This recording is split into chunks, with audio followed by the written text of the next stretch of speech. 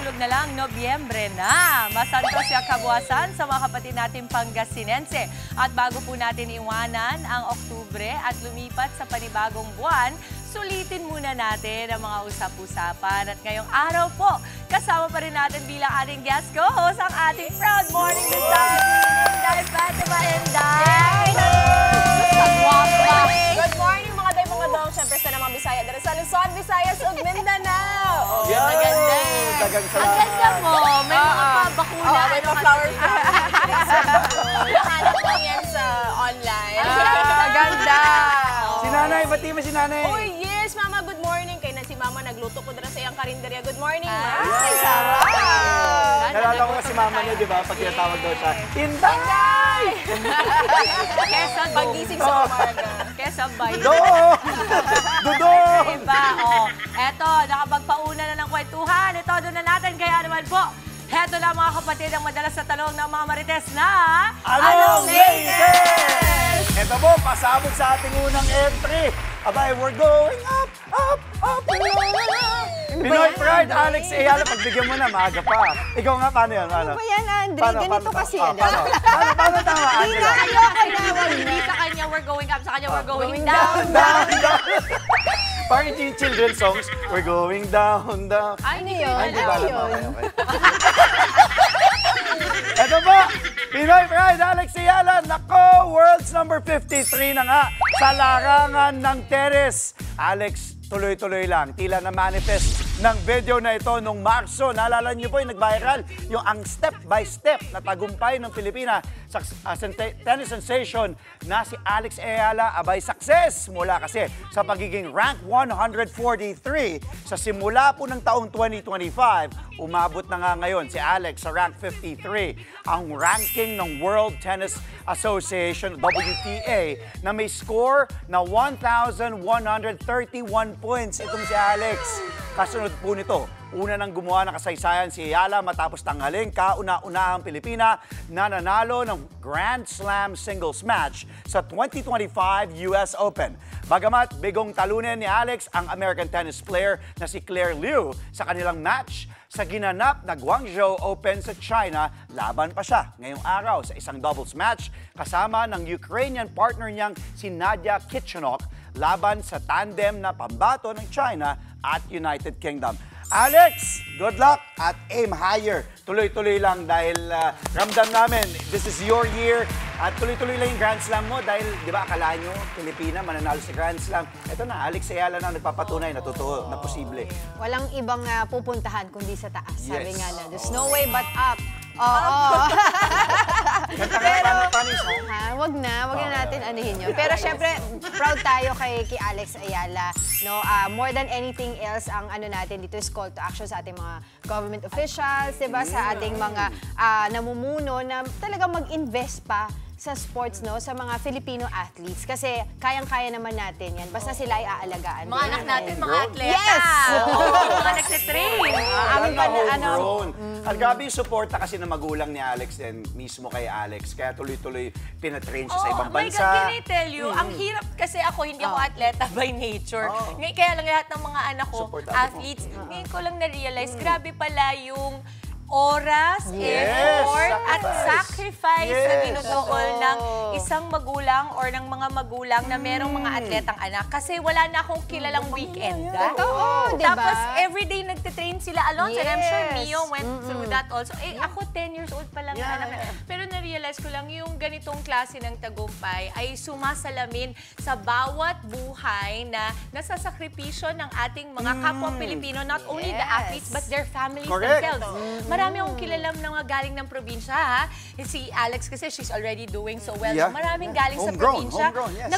Nagpipitch in sila ng mga ano, ha? Ng mga pamasahe. Totoo yan. So, yung sinasabi ni Angela, sana talaga ay mas magkaroon pa tayo ng mas matibay at mas malawak na pagsuporta sa ating mga atleta. Yung sa dulo natin, varsity yan. Ito, basketball. Basketball. Oo, basketball. So I was a scholar din nung college. Amazing. Oo, basketball yan. Opportunities din ako as an athlete. Paano ba yung dribble? Paano? Ayan. Alam mo, Kapag may humamon po sa amin, may Laban ba shooter na kayo kami dito? dito. Kabahan na kayo. At ito lang, Kato, ikaw yung lalaki dito. Ako, Ano ba coach. ang pag- Ako, coach. Ikaw ang play-by-play, no? Annalyn. Dimples Romana to Angela Lagunsad. Okay, dribbles. Inday Fatima for 3. Bang! Bang! And And 1. Okay, on to the next item. Go, Angela! Ito na akong entry ni Andre ay girl power. Ang atake, ito din ha, related din sa women empowerment mga kapatid. Kauna-unahang female prime minister ng bansang Japan na ihalal na.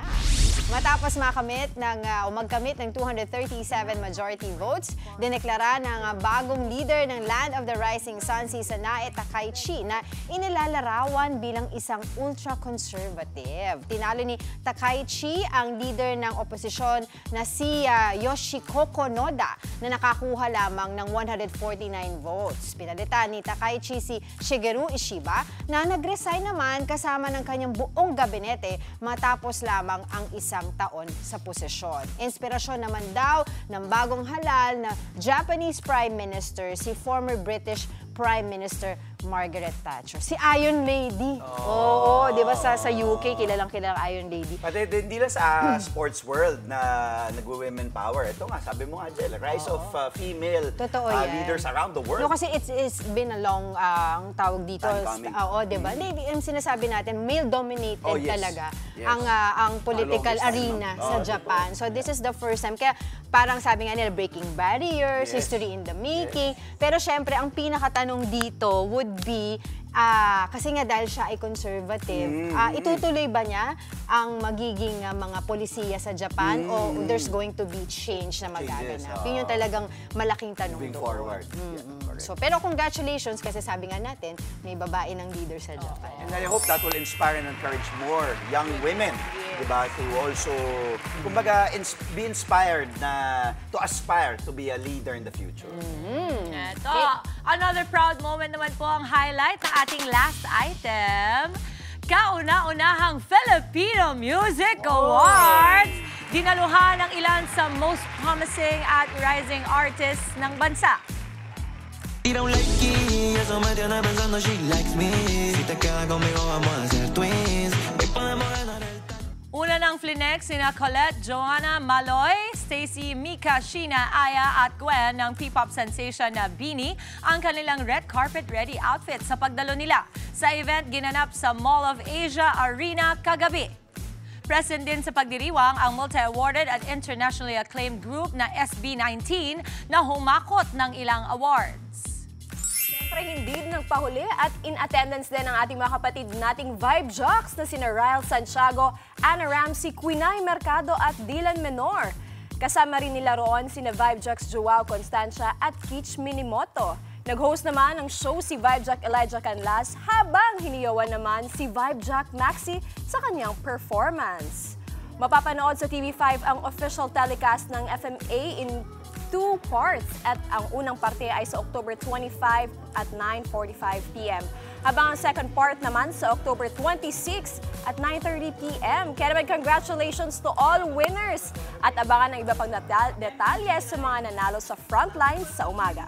Oo, syempre, bukod sa ang husay-husay nito, first ever, diba? Galing. It's beautifully mounted. Lahat ng mga nakita ko, super trending talaga. At ang pinakamaganda dito, syempre, alam naman na nating mahusay sila, diba? Sa larangan ng musika. Pero sa mga ganitong red carpet, inaabangan natin ang kanilang mga red carpet Correct.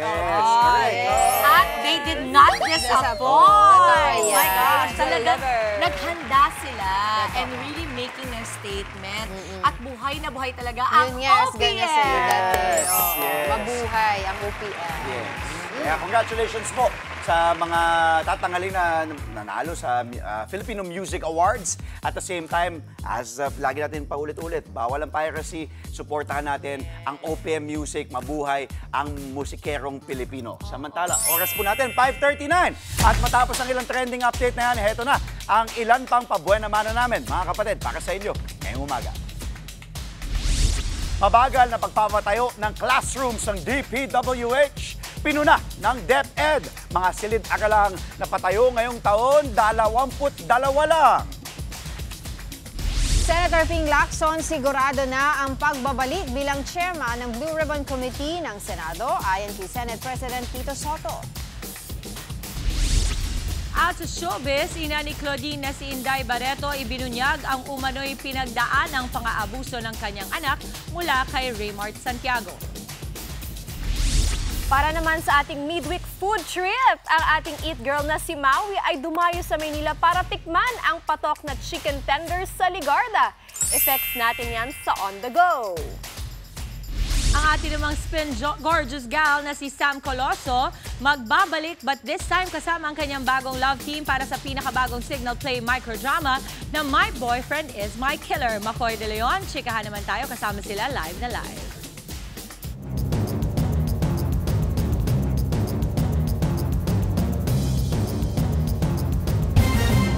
Good morning mga kapatid. Nakita na po mga mainit na balita sa Frontline sa umaga. Good news sa mga motorista natin mga kapatid na madalas dumaan po sa mga expressway. Isang RFID na po. Isa na lang ang kailangan gamitin para makadaan sa lahat po ng tollway sa Luzon. Nasa Frontline ng balitang yan, si Carrie Cato. Simula ngayon, iisang RFID sticker na lang ang kailangan para sa mga toll expressway natin sa buong Luzon. Mas pinadali na ang pagbiyahe ng mga motorista sa One RFID All Tollway System. Itinaon yan sa nalalapit na undas. Sa bagong sistemang inilunsad sa Calamba, Laguna, hindi na kailangan ng magkaibang auto-sweep o easy-trip RFID para makadaan sa lahat ng expressway sa Luzon. Malinaw ang layunin nito. Mapabilis ang daloy ng trapiko sa mga tollgate. Totoo naman, malaki ang tulong nito. Ngunit hindi natin may kaila ang nagdudulot din ng dalawang RFID systems na kalituhan. Nagpaabot ng pasasalamat si Pangulong Bongbong Marcos sa Metro Pacific Tollways Corporation at San Miguel Corporation sa kanilang pakikipagtulungan para matuloy na raw ang proyekto matapos ang 8 taon. Took a while, that's true, about 8 years, so but finally here with government help. It got the push that it needed, no? Kasi previous years, medyo matumal ang mga support. Paano nga ba mag-enroll sa bagong RFID system? Madali lang ang proseso. Kung pareho kayong may auto-sweep at easy-trip accounts, kailangang pumili na lang kayo ng isang provider. Pagkatapos niyan, pwede na kayong magpalagay ng bagong sticker at otomatikong tatanggalin ng inyong luma o hindi napiling RFID. Maaari rin daw na mag-walk-in na lang kayo sa mga tanggapan ng mga RFID provider. Kung may isa lang kayong existing account, pwede raw ipa-update na lang ang inyong sticker o card online. Libre o walang kailangang bayaran sa buong proseso. Paano yung mga balanse? For example, may pinili kayo, auto sweep or easy trip, yung balanse pwede nyo pong ilipat. Or baka gusto nyo namang i-refund. Maaari din po. Choice nyo na kung alin sa dalawang RFID provider ang pipiliin o pananatilihin nyo. Oras na makapag-enroll sa bagong unified system, ganito na ang magiging itsura ng inyong mga sticker. Ilalagay na raw sa loob ng windshield ang RFID kumpara dati kung kailan nasa may headlights ito nakalagay. Ayon sa DOTR, makakatulong din itong maiwasan ang pagkaantala sa biyahe dahil sa mabagal o hindi pag-angat ng mga barriers sa mga expressway. Sa atin kasi, ako po, yung mga RFID ko nasa headlights. Luma na po . So yun po ang main reason why minsan the barrier natatagalan. Siguraduhin lang din daw na wala na kayong negative balance sa parehong accounts para gumana ang inyong bagong RFID sticker o card sa lahat ng tollway. Giit naman ng mga otoridad, optional lang ang pag-e-enroll sa bagong sistema. Kung gugustuhin, maaari nyo pa rin daw ipagpatuloy ang paggamit sa parehong auto-sweep at easy-trip accounts. Nagbabalita mula sa Frontline, Carrie Cator, News 5. Dismayado ang DepEd sa mabagal na pagpapatayo ng classrooms ng DPWH. Banat ni DepEd Secretary Sonny Angara, masyadong nawili ang DPWH sa flood control projects. Nasa frontline ang balitang yan si Maricel Halili. Flood control o pagpapatayo ng classroom? Alin dyan ang mas prioridad? Kung si Education Secretary Sonny Angara ang tatanungin, tila mas nag-focus daw ang Department of Public Works and Highways sa flood control. Mukhang nawili sila dun sa flood control, sa totoo lang eh. Matamaan na kung sino matamaan, pero parang hindi na naging priority yung pagtayo ng classrooms. Hirit yan ni Angara kasunod ng inulat ng Department of Public Works and Highways sa Senado na nasa 22 classroom lang ang naipatayo ngayong taon. Kakarimpot ang bilang na yan kumpara sa target sanang 1,700 na silid-aralan. Nakakapanghinayang talaga dahil alam natin yan ang kailangan ng bayan. Yung mga kabataan kailangan nasa tamang environment ho sila. Sa kabilang banda, tiwala si Angara na mapapabilis ang pagpapatayo ng bagong classroom sa pamumuno ni DPWH Secretary Vince Dizon. Pero mungkahi ng kalihim, dapat isama na rin ang lokal na pamahalaan sa pagpapatayo ng mga silid-aralan. Mula raw kasi 2018, DPWH lang ang may kapangyarihan dito. Bukod sa LGU, gusto rin ni Angara na ikonsidera ang public-private partnership. Yung mga lalawigan, yung mga lungsod, yung mga first-class municipalities, maybe even second-class, na may kakayanan gumawa ng classrooms. Palagi ko, mas bibilis yung proseso. Ganito rin ang laman ng panukala ng Senate Committee on Basic Education Chairperson Bam Aquino. Bagay na suportado rin naman ni DPWH Secretary Dizon.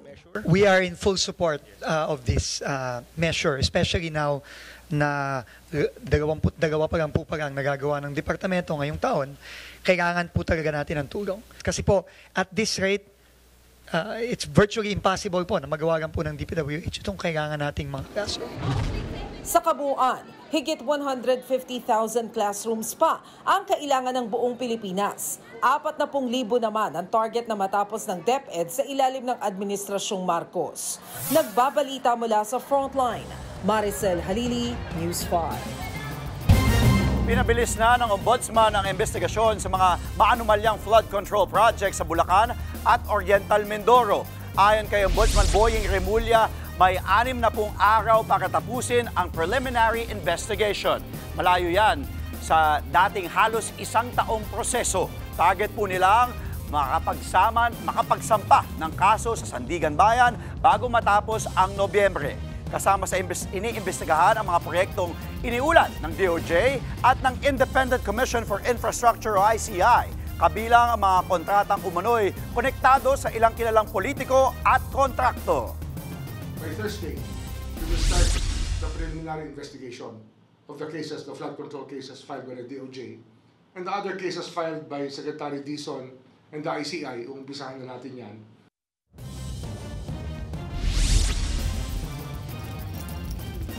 Pero habang binubusisi ang flood control scam, mas malaki pa raw ang problema ng pagkaantala sa mga kaso sa gobyerno. Aabot sa 600 billion pesos ang sinasabing nawaldas dahil sa sobrang delay ng mga kaso sa ombudsman. Kaya ipatutupad ni Remulla ang digitalization ng buong sistema para hindi natutulog ang mga kaso. Layon din niyang paiksin ang evaluation period sa 72 hours at ang preliminary at fact-finding investigations take 60 days na lang. We'll quantify the losses of government due to case dismissals because of inordinate delay in the prosecution of cases.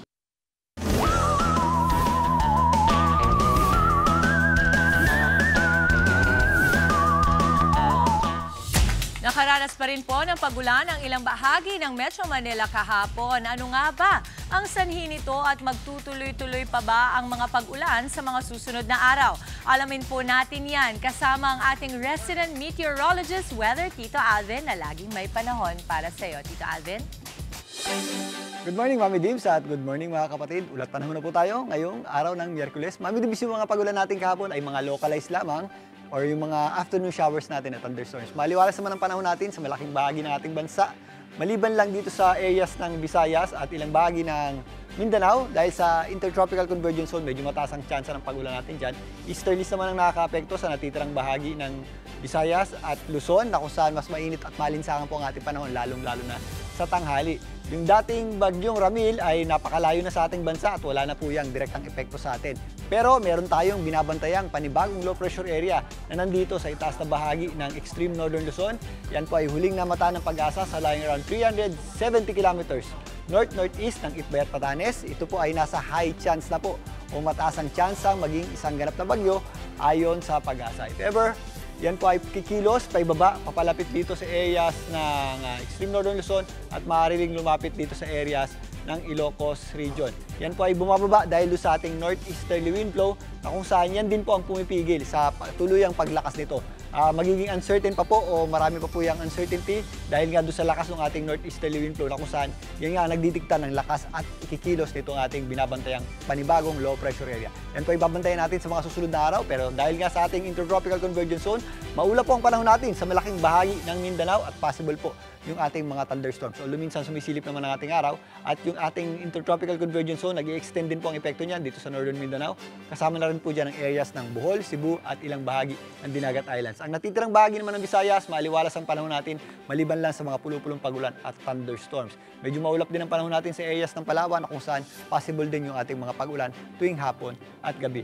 Maaliwalas naman ang panahon natin sa malaking bahagi ng Luzon, kasama po dyan ang Bicol region, Calabarzon area at pagsapit po ng hapon, possible po yung ating mga afternoon showers at thunderstorms. So mag-ingat po tayo kapag meron tayong thunderstorms dahil biglang buhos po yan ng malakas na pagulan. Ganun din po ang ating aasahang panahon sa natitirang bahagi ng Northern Luzon at Central Luzon na kung saan tumataas po yung ating tsansa ng pagulan tuwing sumasapit ang hapon at gabi. Dito nga sa Metro Manila, magpapatuloy po ang maganda at maliwalas sa panahon, lalong-lalo na sa tanghali. Pero again, kahit maganda pong panahon sa umaga, ugaliin pa rin po natin ang pagdadala ng payong dahil possible po yung ating mga pagulan at thunderstorms. Ito muna ang latest sa ating lagay na panahon. Ang ating araw po ay sumikat kaninang 5:48 ng umaga at muli po yung lulubog mamayang 5:32 ng gabi. At muli ako po ang inyong Weather Tito Alvin. Laging may panahon para sa iyo. Maraming salamat, Tito Alvin.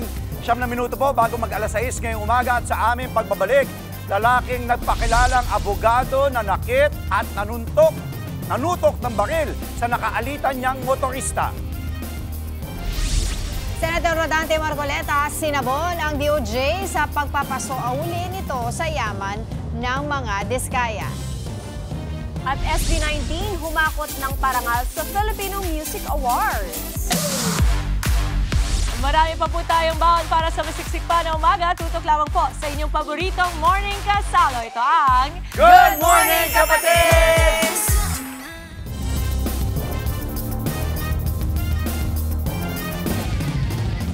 At nagbabalik po ang Good Morning Kapatid. 6 minutes bago mag-alas 6 po ngayong umaga. Mayong buntag sa mga kapatid natin Bisaya.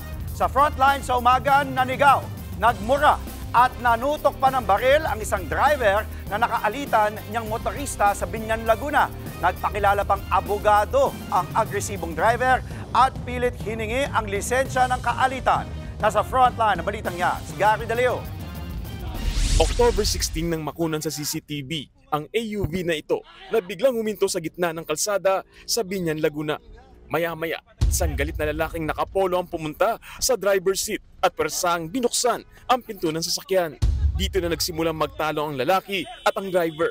Bakit mo ako babanggay kanina? Sir, kayo po yung biglang nagkat sa akin kanina. Babanggay mo kanina? Babanggay mo kanina? Sir, medyo hindi po maganda yung... Babanggay mo kanina? Pasensya na po. Babanggay mo ako? Aray ko! Babanggay mo ako? Babanggay mo ako! Hindi kita sa video pero sinasaktan din ng lalaking nakapolo ang driver kaya panay ang aray nito. Sa kabila niyan, kalmado lang sumagot ang nagmamaneho ng AUV hanggang sa naglabas na ng baril ang beast mode na lalaki at pilit na hinihingi ang lisensya ng driver. Akin ang lisensya mo! Punta na lang po tayo ng ano. Akin ang lisensya mo? Doon na lang po tayo sa ano. Hindi mo bibigay? Sir, hindi mo bibigay?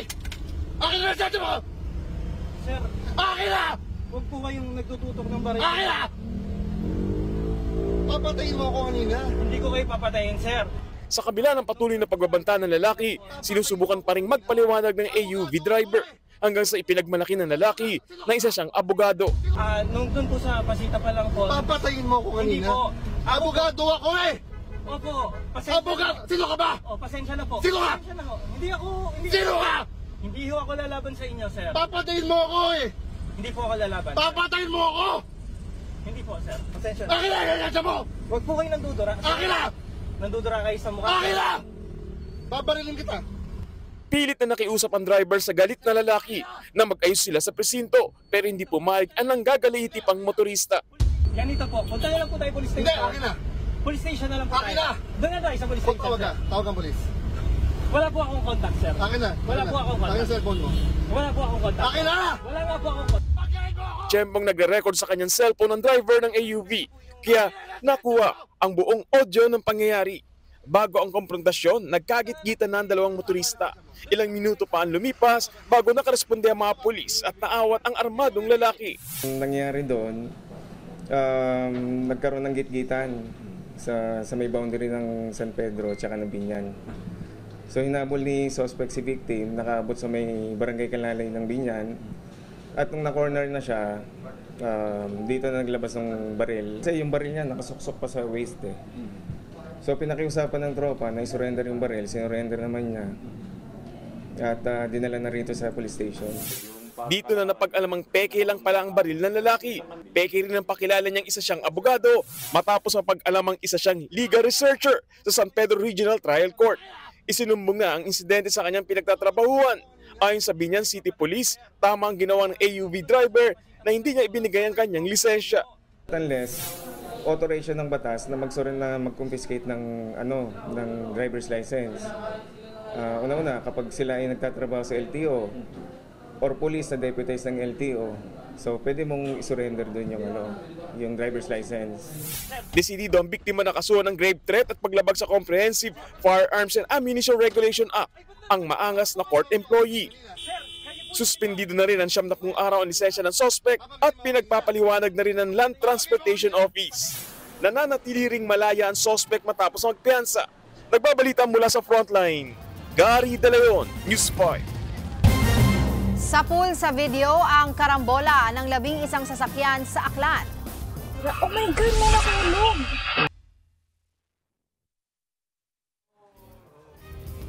Makikita ang pagtagilid ng truck bago ito bumangga sa ibang sasakyan.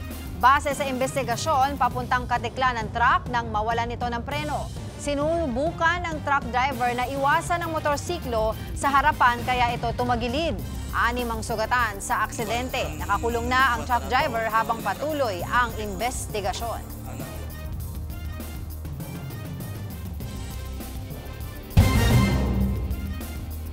Sa ibang balita, sigurado raw na babalik si Senator Ping Lacson bilang chairman ng Blue Ribbon Committee.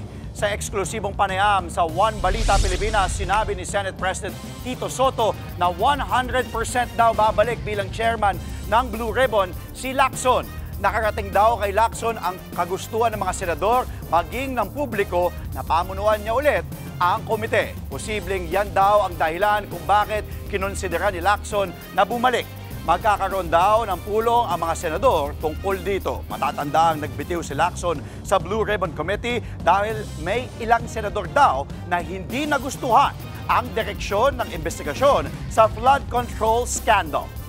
Senator Lacson, 100% na babalik bilang Blue Ribbon Committee Chair. Nararamdaman ko rin na meron siya mga unfinished business doon. Marami pang hindi nauungkat. Pumalag naman si Senador Rodante Marcoleta sa kondisyon ng Department of Justice na ibalik muna ng mga diskaya ang kanilang yaman bago maging state witness. Giit ng senador, hindi nakasaad sa batas na requirement ang restitution o pagbabalik ng mga nakulimbat na pera sa pag-apply sa Witness Protection Program. Sagot naman ng DOJ, kailangang maipatupad ang legal at civil obligation bago bigyan ng witness protection sina Curly at Sara Diskaya. Dito raw papasok ang tungkol sa restitution. Did they admit to you na sila ay nangulimbat ng ganito karaming pera? I have to explain myself. Hindi ko dinidepensa ng mga taong iyon. Ginawa ko lamang iyon doon sa nalalaman ko na ma-identify natin ang pinaka-mastermind dito. Yun lang, wala nang iba. Kung gusto nyong ang ma-identify, puro butete at saka sapsap, bahala na kayo sa buhay nyo. Maari pong i-process yung application niya. Section 5 po says nga, basahin mo. Before a person is provided protection under this act, he shall first execute a memorandum of agreement which shall set forth his responsibilities, including the following. So kasama po dun sa mga obligations. Ano nga? Ito po, to comply with legal obligations and civil judgments. Samantala, Samantala, ikinadismaya rin ni Marcoleta na wala pang politikong sangkot sa flood control scandal. Ang na-freeze lang ang yaman. Paliwanag naman ng DOJ, meron ng 6 na freeze order na inilabas ang Anti-Money Laundering Council o AMLAC laban sa mga DPWH officials. Pero wala pa sinumang elected officials. Sino-sino na pong mga politicians ang na-freeze ang assets? The freeze orders have not touched politicians. I mean government officials like DPWH officials are already part of the freeze orders. Government officials, meaning DPWH officials, yes. Oy, But teka muna. elected officials, Yun I ang do not. sinasabi kong mga sapsap at saka butete lang. We have to be systematic Ang palagi about ko sinasabi, we should get to the bottom of this. Yung mastermind, yung pinakamalaking isda.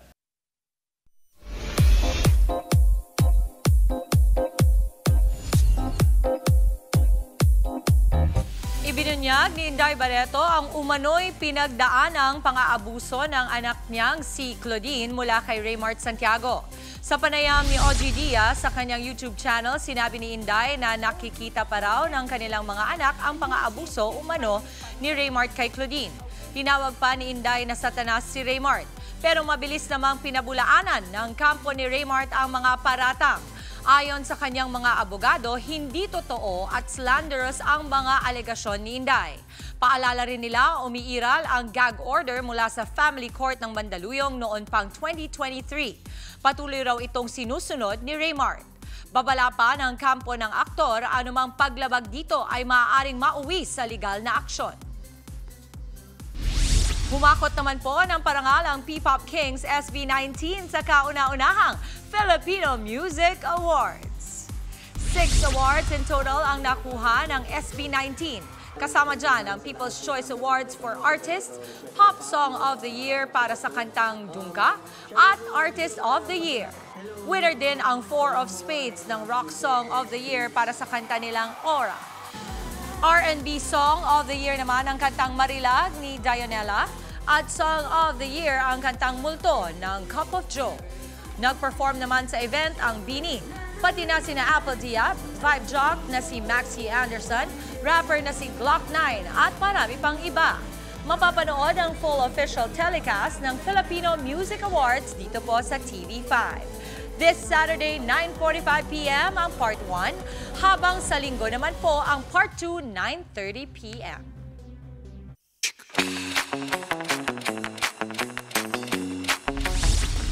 Usapang trapiko naman po tayo mga kapatid. Nung nakaraang buwan lang nang simulan ang pagsasaayos sa ilang bahagi ng Mindanao Ave sa QC. Ayon sa DPWH, nitong October 18 hanggang 20, nakatakdang makumpleto ang pagsasaayos ng southbound lane. Para bigyan tayo ng latest update tungkol dyan na sa Mindanao Ave sa Quezon City, si Traffic Tito Mondi Lopez. Tito Mondi, kumusta ang daloy ng trapiko dyan?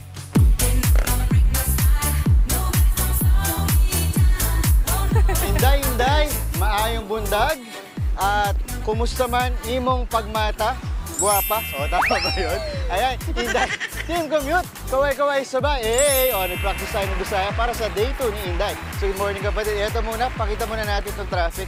Ito, makikita yung mga nakahinto lang sila dito sa Mindanao Avenue Extension kasi nga, may traffic light na, kaya nakahinto lang sila. Pero yung nabanggit nga ni Inday kanina, yung Mindanao Avenue Underpass na binisita namin kanina, sana nakikita nyo sa screen, yung pa-southbound na natapos ng October 20, tapos na siya, nadadaanan na, at maganda talaga kasi meron pa rin kami nakita na LED display, di ba, para sa advisory ng MMD. Kaya naman, very good sila dyan. Natapos ang project ng DPWH o 1st District Engineering Office. Kaya naman, eto na.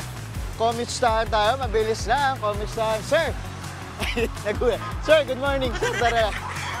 Sir, tara. Good morning. Sir, good morning. Bati lang kita. Sir, Mondi po. Good morning kapatid. Commute-sta po kayo. Anong pangalan po nila? Ruel po. Ano pangalan niyo, sir? Ruel po, Ruel. Sir Ruel, saan po kayo pupunta? Sa trabaho, sir. Pasok po. Ano pong trabaho natin, sir? Naka-uniform? Train operator po. Train operator? Train operator po. Diyan, subway. Sa MRT, sir? Metro Manila, subway. Sa subway. So, anong oras pasok niyo po? Alas 7 po. Alas 7. Saan po daan niyo dyan? Doon kami sa Quezon Avenue Station, sir. Tawid pa ng Soler. Opo. Lalakarin niyo po. Layo yun, lalakad lang po, sir. Araw-araw. Mga ilang minuto niyo nilalakad? Mga 15 minutes po. 15 minutes. Sir, nabanggit nyo na sa subway kayo. Kumusta yung traffic dito? Di ba nilalakad nyo po itong Mindanao Avenue Extension? Gano'n po ka-traffic? Hindi ko lang alam, sir, kasi ano po, kaya naglalakad, hindi ko... Naglalakad. O, subukan natin, sir. Ito, sir, dahil naglalakad kayo, sir, naglalmasal na ba kayo? Hindi pa po. O, sakto, sir. Bunot ka rito. Sir Roel, bunot ka? Bunot ka? Ito, sir? Yes, bunot kayo, sir. Isa lang po. Isa lang, sir. Ayan, pakita nyo, sir. Meron tayong pa-almusal. Sir, pakita natin. Paano lamanan? Ito na. Sir Roel, Sir, tikman nyo nga kung masarap yan. Ako nagbigay. Ayan. Almusal, tama, papasok Sir Roel. Sir Roel, ano mong masasabi mo sa lasa? Masarap po, sir. Masarap. Dahil dyan, meron pa akong sorpresa sa'yo. Ay, wala na yan. Wala na pala. Hindi. Sir, pang-dagdag mo na rin to, ha? Oops. 50 pesos. Ayan, sir. Okay tayo? Maraming salamat. Sir, gusto kang batiin. Binabati ko po yung mga kababayan. Taga Mindanao ko, sir. Taga Mindanao? O, batiin niyo po, sir. Sige. Lahat na taga Barangay Pandanan is hindi Lanao del Norte po. Yun. O, ingat ka, sir, ha? O, sir, lakad na tayo. Thank you po. Ayan muna. Sir, Inday. Ugma na po. Inday Fatima. Back to studio. Tara. Grabe, super effort si Tito Monde sa Pagbisaya. Pag-amping nila Tito Monde, no? Kaya naman maraming salamat, Tito Monde. Mamaya, sa Spotlight On, may bago tayong panunoorin at kakikiligan. Live nating makakasama M-Quest artist Sam Coloso at Makoy De Leon. Sa Larga, drop, cover, and hold. Sasabayan natin si Laila sa pakikiisa niya sa earthquake drill sa Santa Mesa, Manila. Sa On The Go naman, ang yummiest double extra large na chicken tenders in town. Titikman, nino pa, puro kain. Eat Girl, Maui David, mamaya. Huwag po kayong alas, magbabalik pa ang inyong paboritong morning kasalo. Ito ang Good Morning, Kapatid!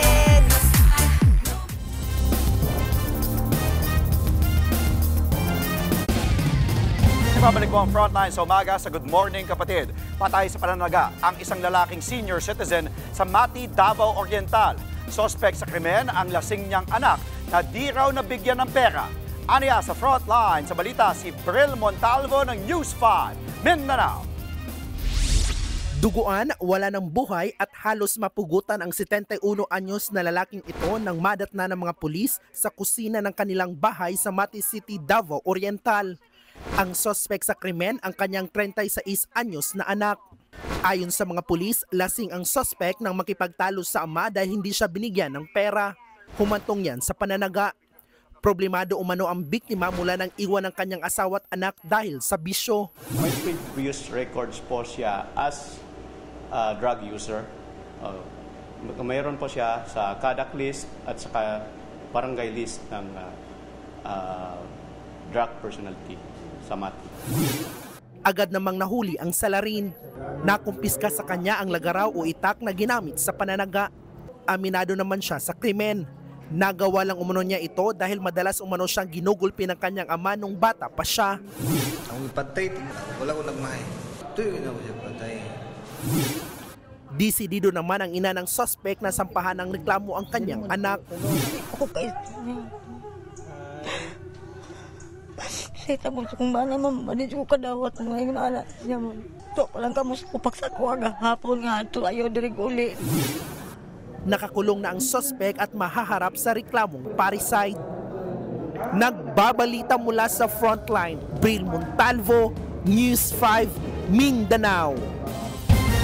Nauwi sa pamamaril ang agawan ng kanta sa videoke sa San Mateo, Isabela.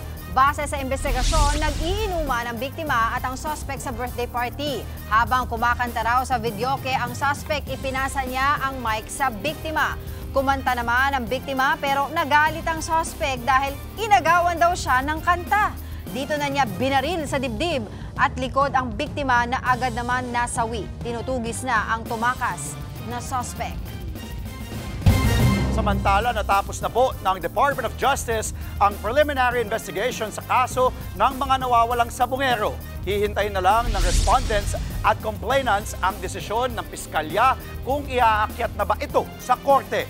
Kabilang sa mga isinampang reklamo ang murder, kidnapping at serious illegal detention. Umaasa naman ang mga kaanak ng mga sabungero na papabor sa kanila ang resolusyon ng prosecution.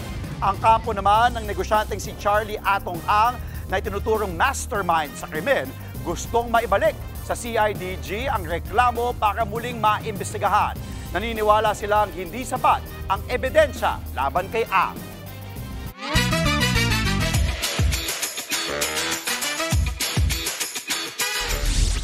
You can never go wrong with chicken! Kaya naman ang ating eat girl na si Maui may dinayong kainan na pinagkakaguluhan daw po sa U-Belt dahil sa kanilang chicken tenders. Mau, Dakanan.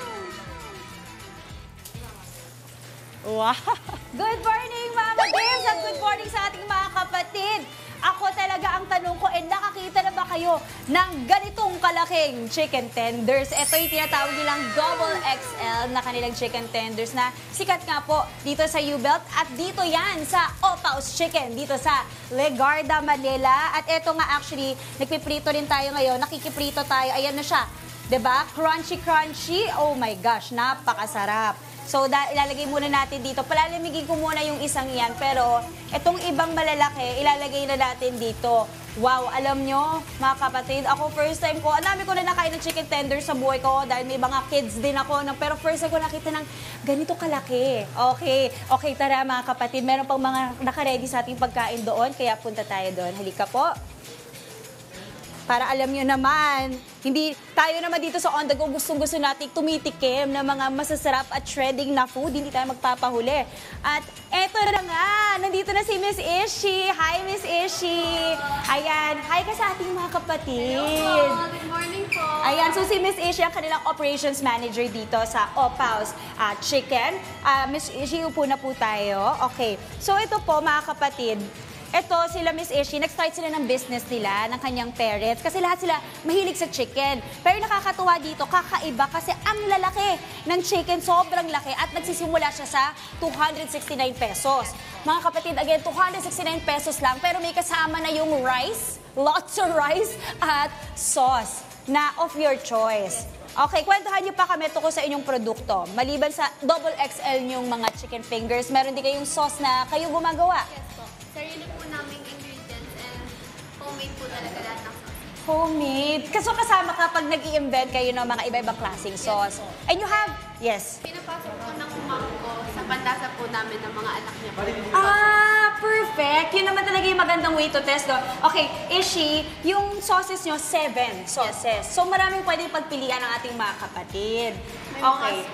May spicy po kami and meron din po na pang kids po like 3 cheese. Ayun, 3 cheese. Ay, ang sarap naman ng 3 cheese. Okay, eto na ha, mga kapatid. Yes, eto, meron din tayong mga chicken poppers, ano pa? Meron din po kaming curly fries and meron din pong salad. Yes. And meron din po kaming mozzarella sticks po. Okay, ayan. Pero alam mo, ako talaga, naiintriga ako dun sa ating double XL chicken tenders. At ay nakakatuwa kasi dito, mostly ang customers po nila ay mga estudyante talaga. So ang presyo nyo, very competitive and abot kaya affordable. Okay, mga kapatid, huwag na po na nating patagalin pa. Tawagin na natin ang ating Tikim Squad for this morning. Hello! Ayan, sir, good morning. Anong name nila? Daniel. Daniel and? Richard po. Richard. Okay, Daniel, Richard, bigyan ko kayo ng gloves kasi alam nyo, mas masarap talaga kumain pag may Tikim Squad ka, di ba? Dito sa On The Go, pag may Tikim Squad, mas gaganahan ka talaga.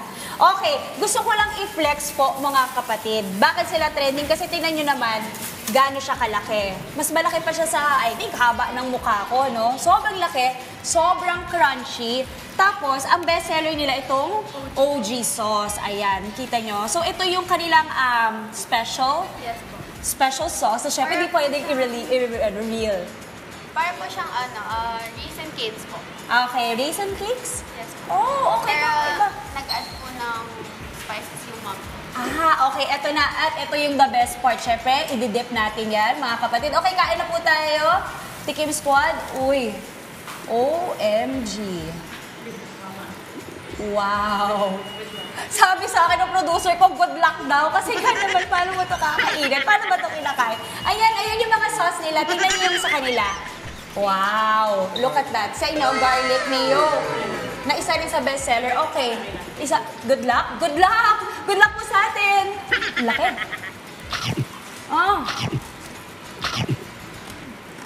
OMG. Ang crunchy. May ba tayo? Ang sarap!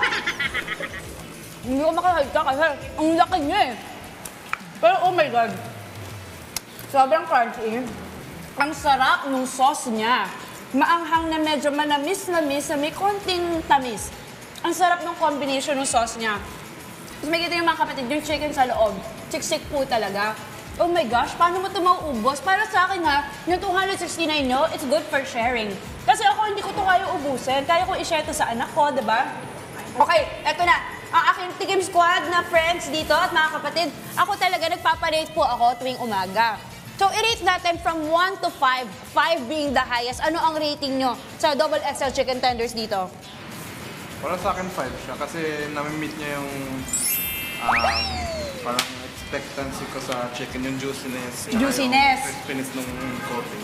Yes, hindi siya dry mga kapatid. Very juicy and tender. How about you, sir? Sa akin po mga 7! Wow! Kasi po ano eh, yung chicken niya, napaka-tender po sa ano talaga siya, boneless chicken. Na ang laki. Pag kinagat niyo pa, try niyo pa. Oh. Uy, wow. Meron po siya, meron. Wow, okay. Paano mo ginawa yun? Bakit hindi ko siya... Bakit hindi ko... Wait lang, hindi ako magpapata. Naman lang, talagang boneless chicken. Boneless yung chicken. Opo, talagang OMG. hindi lang sa... Bilis din talaga may laman. Oh my God. So, tapos may pala pa po siyang garlic mayo. Garlic mayo to. Na yun nga, sariling templa. Ang rating mo, 7. Kayo, sir, ilan ulit? 5. 5, okay. Dahil ikaw yung 7 rating, libre ka raw ni Miss Ishi ng meal mo for today. Hindi, pero sobrang bongga, sobrang laki pa mga kapatid. And kanina tinanong ko nga si Miss Ishi, sila lang talaga yung may ganito kalaking chicken tenders dito sa U-Belt. At yung ganitong presyo na abot kaya, OMG. Mga kapatid, alam niyo na pag kayo ay naghahanap ng masasarap na chicken tenders na kakaiba at masarap din ang sauce. Kasi yung sauce din ang nagdadala, honestly, diba? Yan, meron pa sila. Ano mga flavors yung iba pa? Yangnyum. Yangnyum, para po sa mahilig sa maanghang po. Meron po kaming honey mustard. Meron din po kaming sisig sauce po. Oh, kakaiba yun, Yes sisig po. sauce. Kasi gusto po namin na matry din po ng mga tao na hindi po mahilig sa pork. Matry po nila yung sisig sa chicken. Sa chicken naman. Yes. Tapos actually, ito rin, flex ko lang, meron silang mozzarella sticks na napakasarap din. Sobrang sarap ng mozzarella sticks nila. Na para bang ang breading nila ay chicken din. Ayan o. Wow, look at that. Oh, medyo lumamig lang siya pero sobrang sarap din nito. Panalong panalo. Dadalhin ko yung anak ko dito. Alam mo, ang target market nyo, nakita ko yung menu nyo, anak ko na nasa college na. Si Lian, she's 18. Ganito yung lagi niya pinapabili sa aking klase ng food. So excited ako, dadalhin ko talaga siya dito mga kapatid. Okay, Miss Ishi, sa mga kapatid natin na nasa bahay, gustong mag-order para sa bahay nila, saan po kayo mahanap at paano? Pwede po kayong mag-message sa page po namin. Meron po kami sa IG, TikTok, and FB po. Meron din po kami online delivery sa mga app po sa inyong mga cellphone. Ayun, perfect. Ako talaga, gusto ko siyang kainin kasi hindi na ako makakapagsalita pag kinain ko siya. Hindi na ako makaka-exo. Kaya mga kapatid, bago namin ubusin ito, itutos na namin back to the studio. That is it for this morning's On The Go. Mama Dibs, back to you. Thank you, Miss Ishi. Thank you, guys. Napaka-cute talaga na kapatid natin na to. Siguro, manamis-namis yan na may konting tamis, no, Mau? Ganyan ang kapatid kong yan. Hindi siya cute. Kailangan magpadala siya ng manok dito para cute siya. May mozzarella sticks pa, ng takam pa. U-Belt yan, U-Belt. Malapit sa Osteria. Ang laki yung tenders, ano? Tenders. Alam mo kung bakit yun? Maganda yan. Manamis-namis, na may konting tamis. Ang maganda dyan, meron ng chicken tenders malapit sa mga estudyante. Yes. Dahil U-Belt, ang dami nga. May Arellano University dyan, San Beda, ang dami, La Consolacion. So, subukan niyo po yan. Alam mo mga Bumalik na naman sa akin. Kasi po, NCA schools nandun, San Sebastian, San Beda, Arellano. Alam ko lahat yan. Alam ko pa yung mga alam mong ibang school. Hindi na. 624 na po. Paliwanag. Ayoko na, Maui. Padala ka na lang kung gusto mo. Sa amin pong pagkabalik. Pangulong Marcos, aminadong mahirap ang laban sa korupsyon. Higit 19 milyong pisong halaga ng high-grade marijuana nasabat sa Philippine Navy sa Sabina Shoal. Yan at iba pang mga balita ihahatid sa atin ni Ted Pailon at DJ Chacha. At sa luto na po, magluluto tayo ng salted egg buttermilk squid. Tuloy-tuloy ang pagtutok dahil magbabalik ang inyong paboritong morning kasala. Ito ang... Good Morning Kapatid!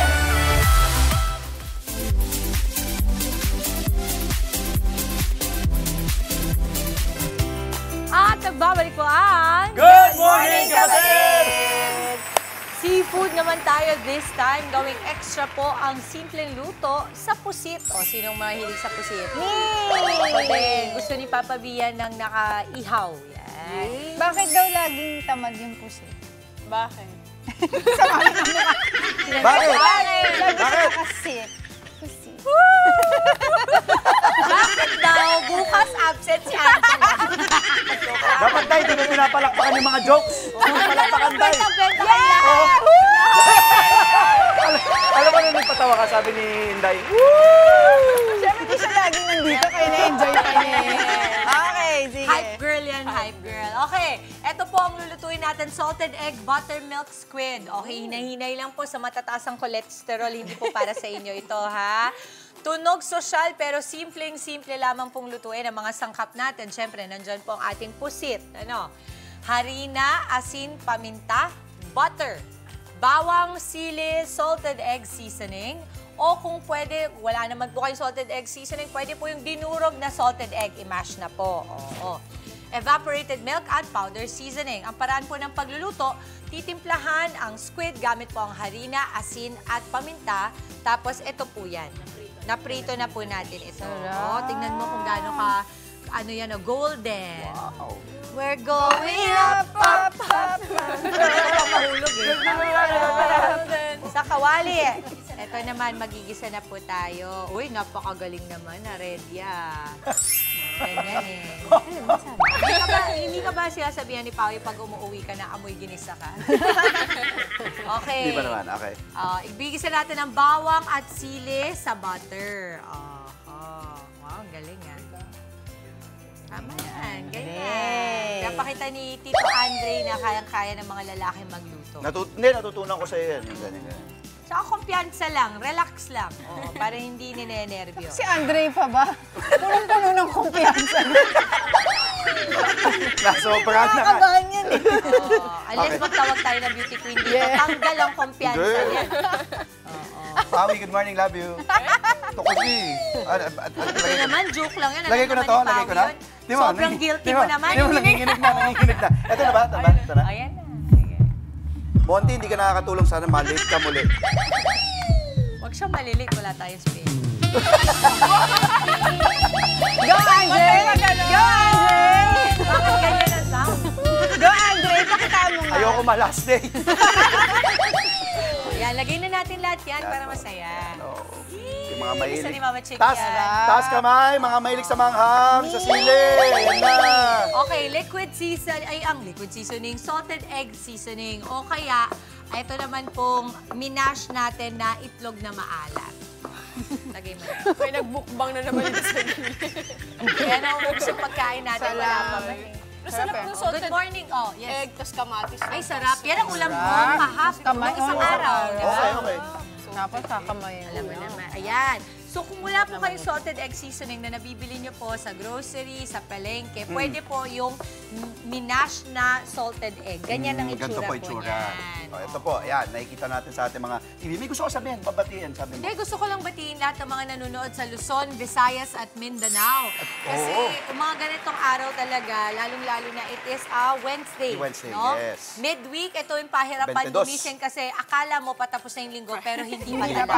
Na yung pagkabigat sa mga kapatid din natin Ilocano. Tapos sa Visayas naman Mindanao. Yes. O, may buntag ganin yung tanang mga day mga dong. Magluto na magpamahaw. Anong luto ni Nanay Mami Snooki. sa ano ngayon? Madami yun siya binibenta. May dinuguan, may bola-bola, tapos may kaldereta, may adobo. Anong oras siya gumigising mo? Good Ba't di natin maimbatan si Mama Snooki dito? Para Sa magluto po. na. Oo, pwede. Diba? Tapos Ma'am magbenta Snooki, siya dito tag ka. 5 Gs. Lalagay 5 Gs? Ganun kamura. Okay, lagay na natin Sige. tong ating evap. Sige O, po. sige, ikot mo. Yan. Dahan-dahan po. Dahan-dahan. Kasi ang gatas ay madaling masunog. Okay. Sige pa. Palagay ko hindi to lahat. Hindi lahat. Oo, kasi dito sa baw eh. Oo, yan lang. Okay na to. Buti na lang nandito ka. Kung ako yan, nilagay ko na lahat Etong malala, Oh. ito na yung favorite mong seasoning powder. Ikaw kumuha para ikaw maglagay. Ayoko. Tingnan natin kung natuto ka Patay na. tayo dyan. Dati kasi napalagay siya ng marami. Yan, yan, yan. Dito ka ba nun? Dito pala si Nandito si Inday nun. Very remarkable. O, tingnan ko. Dahan-dahan ha. Nako. Konti lang yan, pampalasa lang yan. Konting-konti. Ayun na. Mga gano'n ka konti? Mga 3. Sobra namang konti niyan. Minch nga. Sige pa, isa pa. Yan, okay na. Hala! Yan, o. Simple lang, nakita nyo naman ha. Butter lang tayo, sili, bawang, itlog na maalat, evap. Yan. Ako Okay. meron din akong favorite na luto ni Mama ng pusit Mama Dims, ginataan. Ay, oo, sarap. Pusit, pwede din Ginataan yun. na pusit, ko lang yan nalaman ha. Pwede, masarap pwede. yun. Next Susunod, time lutuin mo. Oo, ikaw magluto. Ito si Mama Snooki dito. Sagot na po ni Inday yung TF nyo. Grabe siya. Oo, Okay. ilalagay natin ang paminta. Paminta. Konti lang ha. Ano ba paminta dito? Nawala na yung paminta natin. Tulungan kita. Somewhere here. Wala na. Ito. Habang hinahanap natin. Ito. Ayun, yun. Thank you. Bango? Kasi yung sili din eh. Konti na lang, maging manok na ako dito. Pinapausukan na ako. Titilaok Special na. yan. Tingnan mo, ang clear ng skin mo. Gano'n na ako. Muntik na may mahulog, no? Ayan. Yan. Okay na. Okay na. Okay na. Tapos ilalagay na natin itong ating, napauna na natin harina, asin, paminta Ang lang. sarap. Okay. Ray, Sarap hinaan ng natin pusit. na. natin. Okay. Okay. Lagay na natin. Kasi ano ko lang din, diba? Yan ako. Yes. Pero dahan-dahan na, para Dahan-dahan. hindi durog Okay. yung... Ang bilis lang lutuin Iko-coat lang natin yan, ha? Iko-coat lang yan.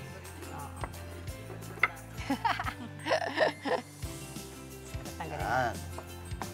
So good morning po sa lahat ng ating mga nanay na naghahanda din sa ating mga manonood ngayong Ray, umaga. Opo. napakahusay mo. Ito, i-check natin kung ano bang masasabi nila dun sa hinatid mo kahapon. Okay, oo. Oo, Manong Ted and DJ Chacha! Wala pa. Busy pa sila. Busy pa. Okay, mamaya. sila. Sige. At least may oras ako magluto bago. Tapusin mo na yan para pag nakausap natin sila, mapakita na natin. Oo. Yun. Sarap yan. Pala talaga, bingi na rin. Oh, akala ko Boatwell. Sabi ng Boatwell. Boatwell? Coatwell pala. Talaga.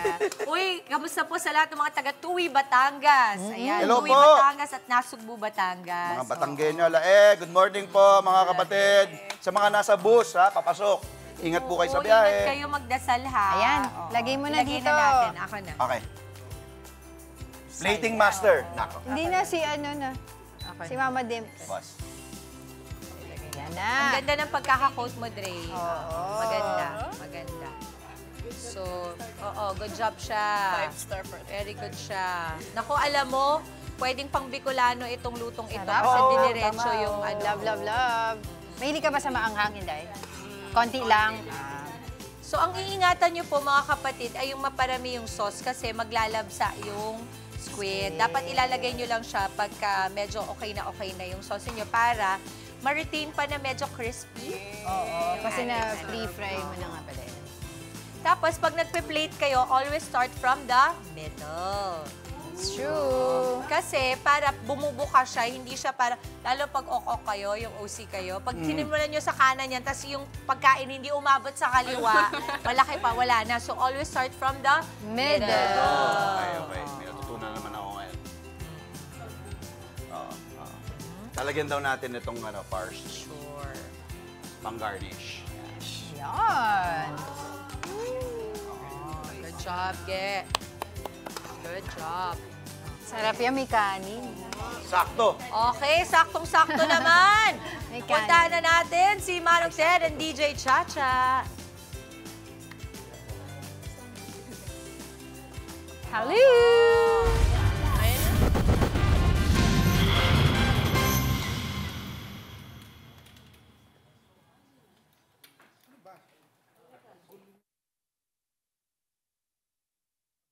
Drugstores, mahalagang ang Osteogard ay gamiting panggamot sa anumang uri ng sakit.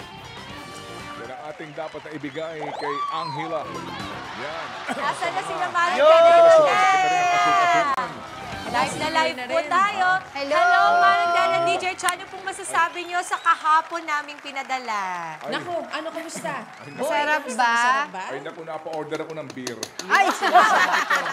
Napaagang weekend. Kasi sisi. Ninong, nagpadala pa ako ng kanin dyan. Natanggap niyo yung kanin, Ninong? Yes. So, Baka nabitin sila. Gusto nila yung sisig bago pa yung kanin. Baka nabitin. Salamat na marami. Tsaka inaanak, Andre, Opo. yung pabango mo.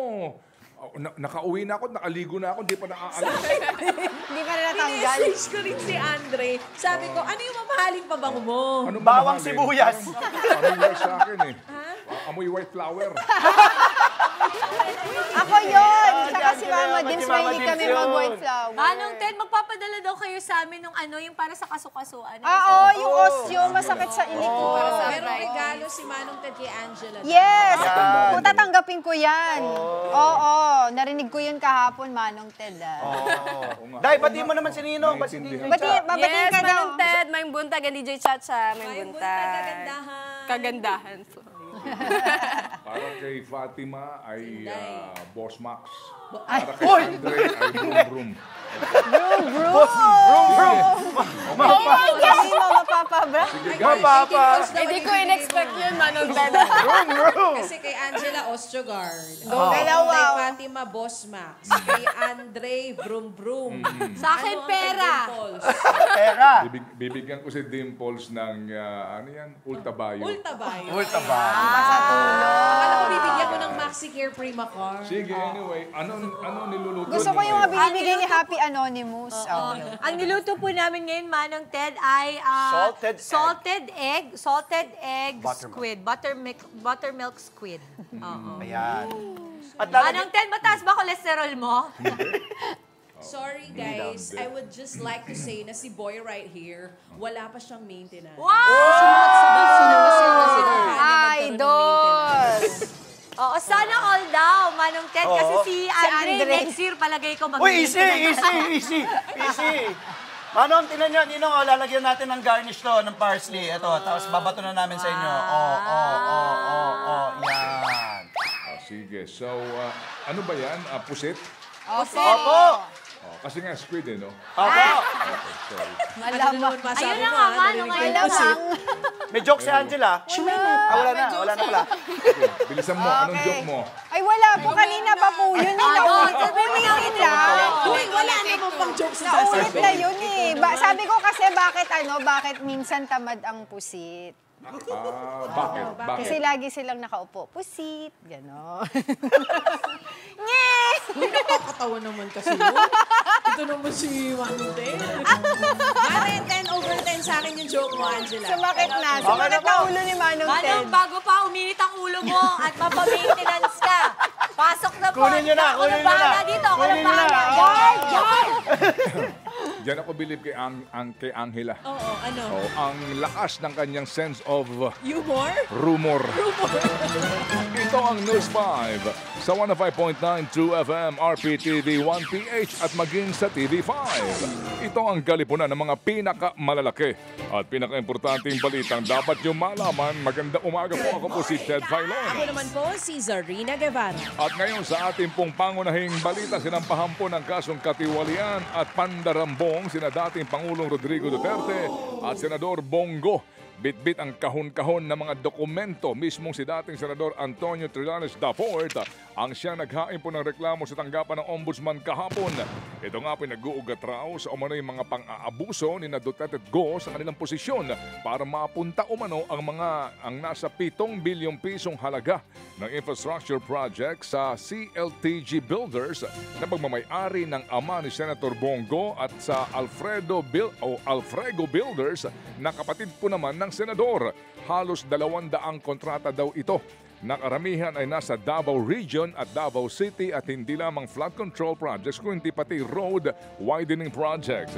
Pagsisiwalat pa ni Trillanes, nasa 816 million pesos daw sa mga kontrata ang nakuha umano sa pamagitan daw po ng joint venture ng CLTG Builders at ng St. Gerard Construction ng mga Diskaya.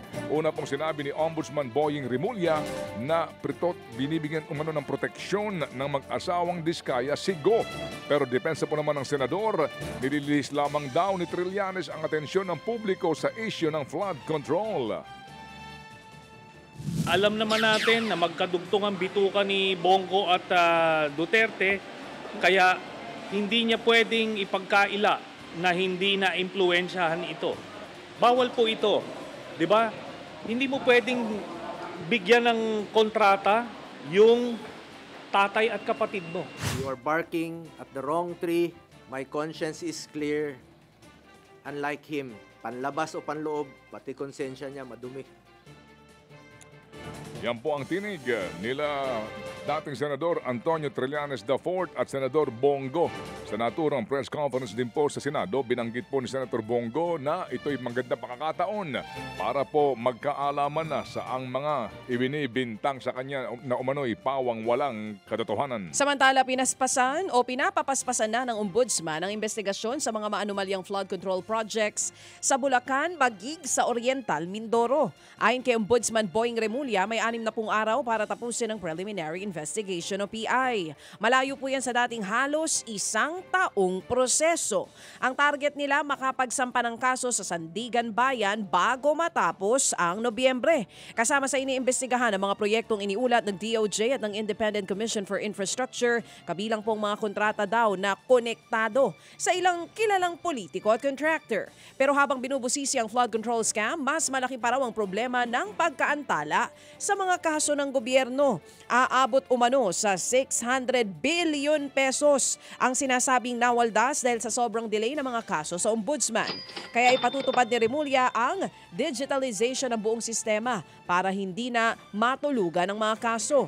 Layon din niyang paiksiin ang evaluation period sa 72 hours at ang preliminary at fact-finding investigations sa tig-6 na araw na lamang. Sa ilang pangbalita, babalik na ulit si Senador Pamphilo Ping Lacson bilang chairman ng Blue Ribbon Committee na siyang nag-iimbestiga sa flood control projects. Ayon kay Senate President Tito Soto, 100% na puro na sigurado ang pagbabalik ni Lacson sa naturang komite.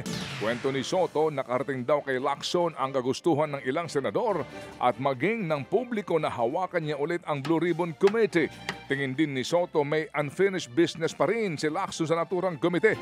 Nauna pong sinabi ni Lacson na dapat maging handa sila ni Soto sakaling ang bumalik siya bilang Blue Ribbon Committee Chairman. Kabilang dyan ang posibilidad ng pagkalas ng ilang miyembro ng mayorya at baka daw po mawala ang panguluhan kay Senador Tito Soto. Una nga pong humirit si Lacson na ano raw po ang halaga ng Blue Ribbon Chairmanship kung mawawala sa kanila ang majority at mapupunta sa minority block na pinamumunuan ngayon ni Senador Alan Peter Cayetano. Sagot naman dyan ni Cayetano, hindi kailangan pong kaladkarin ang minority block sa issue ng mayorya.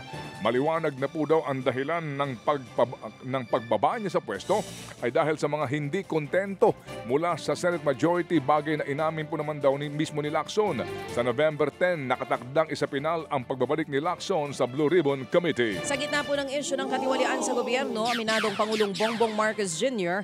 na magiging mahirap ang laban sa korupsyon. Sinabi po yan ng Pangulong Marcos kasabay ng paglabas sa SWS survey na nagsasabing pangalawa lamang ang pagsugpo sa korupsyon sa mga isyong gustong tutukan ng taong bayan sa Pangulo. Matatandaan ang Pangulong Marcos Jr. mismo ang bumuo sa Independent Commission for Infrastructure na nag-iimbestiga ngayon sa mga anomalya sa flood control projects. Pero ayon sa Pangulo, marami pa daw tayong pagdadaanan. Gayunman, tuloy-tuloy lamang daw ang investigasyon hanggang sa maitama ang mga nakagawiang mali. Samantala pa rin, binatikos po naman ni Education Secretary Sani Angara ang mabagal na pagpapatayo ng mga classroom ng DPWH. Ayon po sa kalihim, nawili po raw sa flood control ang DPWH kaya 22 classrooms lamang ang naipatayo sa buong bansa. Mula sa target na 1,700 silid-araran ngayong pong taon. Sa kabilang banda naman ay tiwala si Angara na mapapabilis ang pagpapatayo ng bagong classroom sa pamumuno po ni DPWH Secretary Vince Dizon. Pero mungkahi po ng kalihim, dapat isama na rin daw ang lokal na pamahalaan sa pagpapatayo ng mga silid-aralan.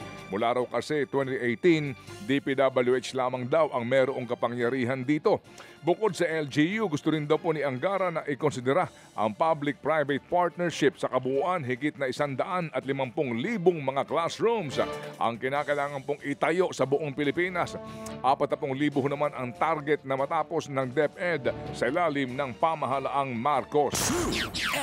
Balita naman. Hindi po natin kalimutan, baby girl, na si Sani Angara ang naging chairman din po ng Committee on Finance ng Senado for the longest time. Balikan po natin ang mga balita sa lalawigan. Suspendidong lisensya ng driver na nanutok ng baril sa kapwa motorista sa insidente po ng road rage dyan sa Binyan sa Laguna. October 16 na makuhanan sa CCTV ang pagkumpronta ng nakapolo na lalaki sa nakaalitang AUV driver. Maririnig sa audio na pinagmumura at binulyawan na nakapolo na lalaki ang AUV driver. Nanutok pa ng baril ang nagwawalang lalaki. Nagpakilala rin siyang isa daw abogado. Ilang minuto pang lumipas bago nakaresponde mga pulis at naawat ang armadong lalaki.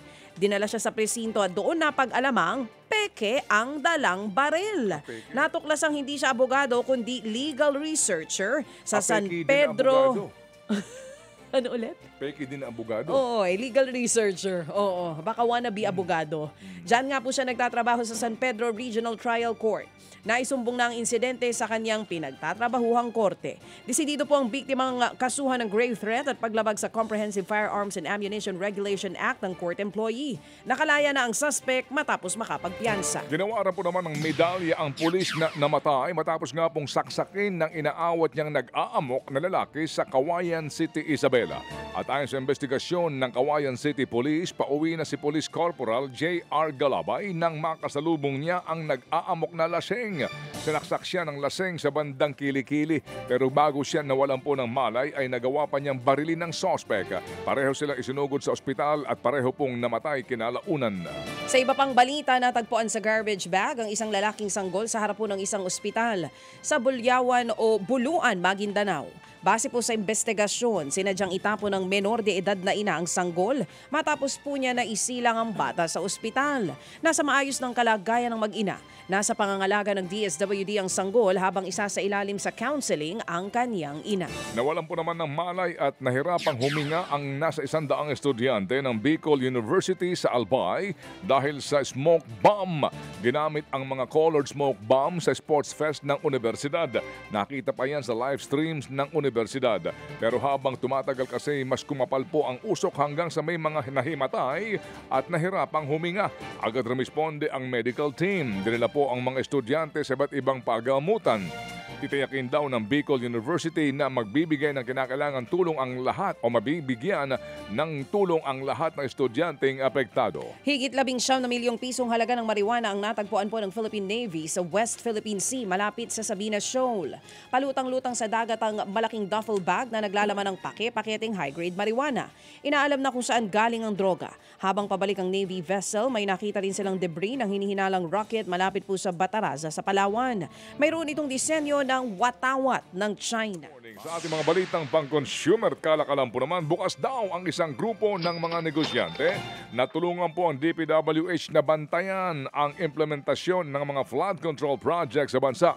Ito na po ang minungkahi mismo ng Philippine Chamber of Commerce and Industry Chairman for Science and Tech na si Ferdinand Ferrer kay DPWH Secretary Vince Dizon sa Philippine Business Conference. Anya, meron daw pong chapter ang PCCI sa maraming bahagi po ng bansa. Pwede raw pong magsilbi ang mga ito bilang mata ng DPWH sa iba't ibang mga lugar. Bukas daw po ang iba't ibang chapters ng PCCI, pati na po ang ibang mga grupo na tumulong sa pagbabantay sa flood control projects. Maghihigpit naman daw lalo ang DOLE sa mga inspeksyon sa mga construction sites.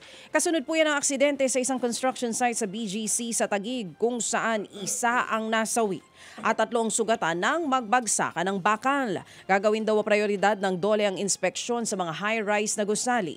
Kailangan daw matiyak na sumusunod ang lahat sa safety standards ng gobyerno. Ang giit ng DOLE, responsibilidad ng mga employer na tiyaking ligtas ang pinagtatrabahuhan ng kanilang mga empleyado. Suspendido po naman ng 30 araw ang operasyon na higit na 20 bus. Suspindi po ang 17 bus ng Elaville Tours na nabistong gumagamit pa rin ng illegal na terminal. Noong pong Hulyo pa, sinarhan ang terminal pero nadatnang ginagamit pa rin ito sa sorpresang inspeksyon na ginawa po ng DOTR. Pinagpapaliwanag po naman ng LTFRB ang Elaville. Kasabay niyan, inisyon din po ng show cause order ang 5 bus ng AMP Travel and Tours.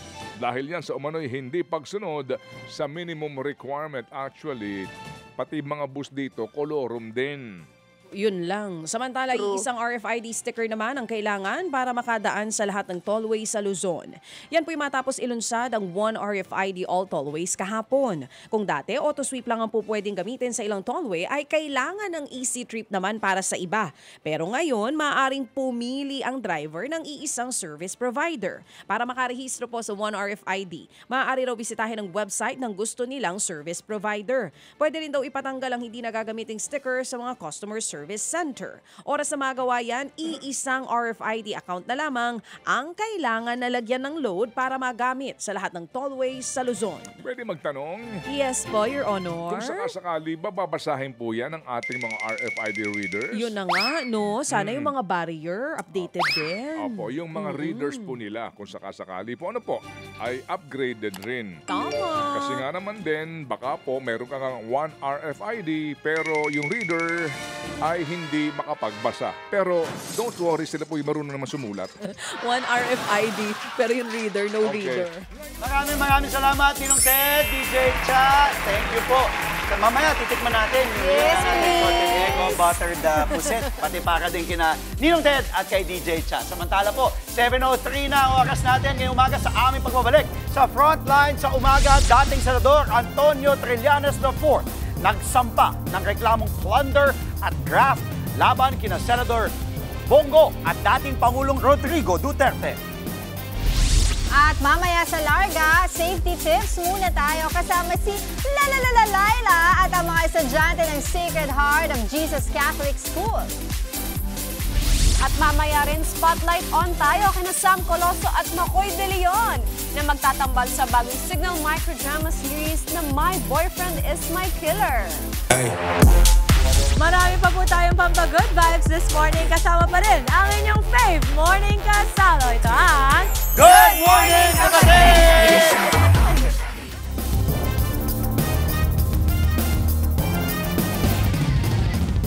Babalik po ang frontline sa umaga sa Good Morning Kapatid. 10 minuto makalipas ang alas 7 ngayong umaga. Nagsampa po ng reklamong plunder at graft si dating Senador Antonio Trillanes laban kina dating Pangulong Rodrigo Duterte at Senator Bongo. Kaugnay po yan ng umano'y 7 bilyong pisong proyektong napunta sa kumpanya ng pamilya ni Go. Nasa frontline ng balitang yan, si JC Cosico. Bit-bit ang kahong-kahong mga dokumento nagsampa na reklamong plunder at graft si dating Senador Antonio Trillanes IV laban kina dating Pangulong Rodrigo Duterte at Senador Bongo.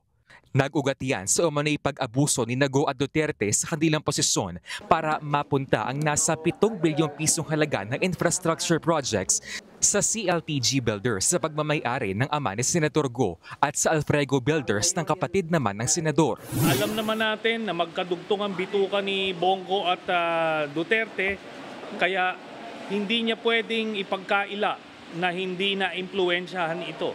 Bawal po ito, di ba? Hindi mo pwedeng bigyan ng kontrata yung tatay at kapatid mo.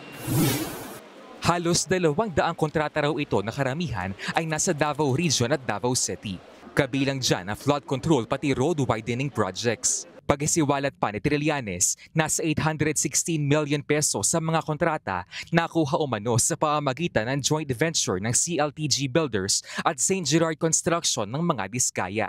Una nang sinabi ni Ombudsman Boying Remulla na pinoprotektahan umano ng mag-asawang Diskaya si Go.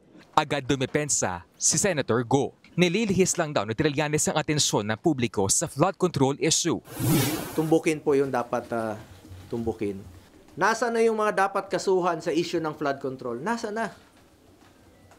Bakit walang mga pinangalanan na malalaking tao? Yung mga buhaya. Ba't pilit yung pinagtatakpan? Hindi raw niya ginamit ang kanyang posisyon sa gobyerno para bigyang pabor ang kanyang pamilya. For parking at the wrong tree, my conscience is clear. Unlike him, panlabas o panloob, pati konsensya niya madumi. Makikipagtulungan daw si Go sa investigasyon at umaasa magiging patas ang ombudsman. Sabi naman ni Ombudsman Remulla, daraan sa evaluation ang inihaing reklamo ni Trillanes. Nagbabalita mula sa Frontline, JC Cosico, News 5. At kaugnay po niyan, makakausap natin sa linya ng telepono si dating Senador Antonio Trillanes IV. Magandang umaga po sa inyo. Magandang umaga po sa inyo, Ms. Angela, sa ating mga listeners. Okay, former Senator, sabi po ni Senator Bongo, rehash at diversionary tactic lamang daw po itong reklamong sinampan ninyo. At syempre, ano pong reaksyon nyo dito? Sabi po niya, this is old music from old script. Alam nyo, mahaba yung press conference niya, marami siyang sinabi, pero hindi niya sinagot yung issue. Ano ba ang depensa niya rito? Kung bakit nakakuha ng 200 kontrata yung tatay at kapatid niya nung mayor si Duterte at nung presidente. Ang total nito, 7 billion pesos. Wala hong paliwanag doon. Talagang pusoy na pusoy, ika nga eh. At maliwanag na bukod sa bawal, pasok na pasok ito sa plunder law. Kaya sagutin na lang niya ito sa ombudsman. Okay. Former Senator, ano po ba ang hawak po ninyong ebidensya na would directly link Senator Bongo na talaga pong nag-impluensya sa pag-award po ng mga kontrata dito po sa mga government project noong pong panahon nila? Ito po yung ebidensya. Kasi ang nakala po natin na mga dokumento ay galing sa Commission on Audit, tsaka DPWH, mga kontrata mismo ito. At makikita natin na itong kumpanya ni tatay at kapatid ni Bongo ay nakakuha ng 100 kontrata nung mayor si Duterte sa Davao. At itong yun po ang nakalagay doon sa batas na hindi pwedeng gamitin yung position mo o yung relationship mo doon sa approving authority para makinabang ikaw o ang pamilya mo. Yun po ang very definition ng plunder na hihigit sa 50 million. Ito nga po, total nito 7 billion pesos. Alam naman natin na si Bongo at si Duterte ay halos si isang tao yan. Di ba? So, hindi niya masasabi na bakit nakakuha ng 100 kontrata yung tatay at kapatid niya. Ngayon, kasi sinasabi dito, supposed to be, hindi lang delikadesa, kundi dinefine mismo ng batas na bawal yun hanggang 4th degree of consanguinity. So, yan po, lahat ng elemento ng plunder ay nandiyan po. Okay. O, syempre po, ang isa pa pong issue na nire-raise po dito ni Senator Bongo ay bakit daw po sila ang inyong sinampahan ng reklamo, bakit hindi daw po yung mga kontraktor na sila po ngayon ang talagang nakikita natin na may mga kasalanan sa mga umano'y ghost flood control projects. Bakit hindi nyo daw po sampahan mismo yung mga financiers daw po ninyo? Kayo po ba during your campaign, nung kayo po ay nangangampanya pa, ay nagkaroon po ba kayo ng mga donations from contractors na meron pong mga government projects? Wala po. At alam nyo, 6 na taon naging presidente si Duterte, gigil na gigil yan sila sa akin. Hinimay nila lahat ng ng pwedeng himayin. Wala po sila nakita, wala nga sila na file na kaso. Kaya siya yung senador ngayon, si Bongo, kung meron kang alam na ginawa akong mali, di kasuhan mo rin ako. Pero diversionary tactic po niya yan. Okay. Ito po, bakit sila ang ipinailan ko? Kasi precisely sila yung contractor. Di ba? Si Bongo, sa mukha nung tatay niya, si LTG nga yung pangalan ng kumpanya ng tatay niya. Siya yun eh. Tapos yung kapatid niya. Di ba? Sila ang mga original nito. Nagsimula sila ng Davao, 2007, ganun yung modus. Tapos nung naging presidente na siya ang nagtalaga dito kay Yusek Bernardo na nasa gitna ngayon itong buong sindikato na to. Okay. On record po yan. 2017 siya nagtalaga.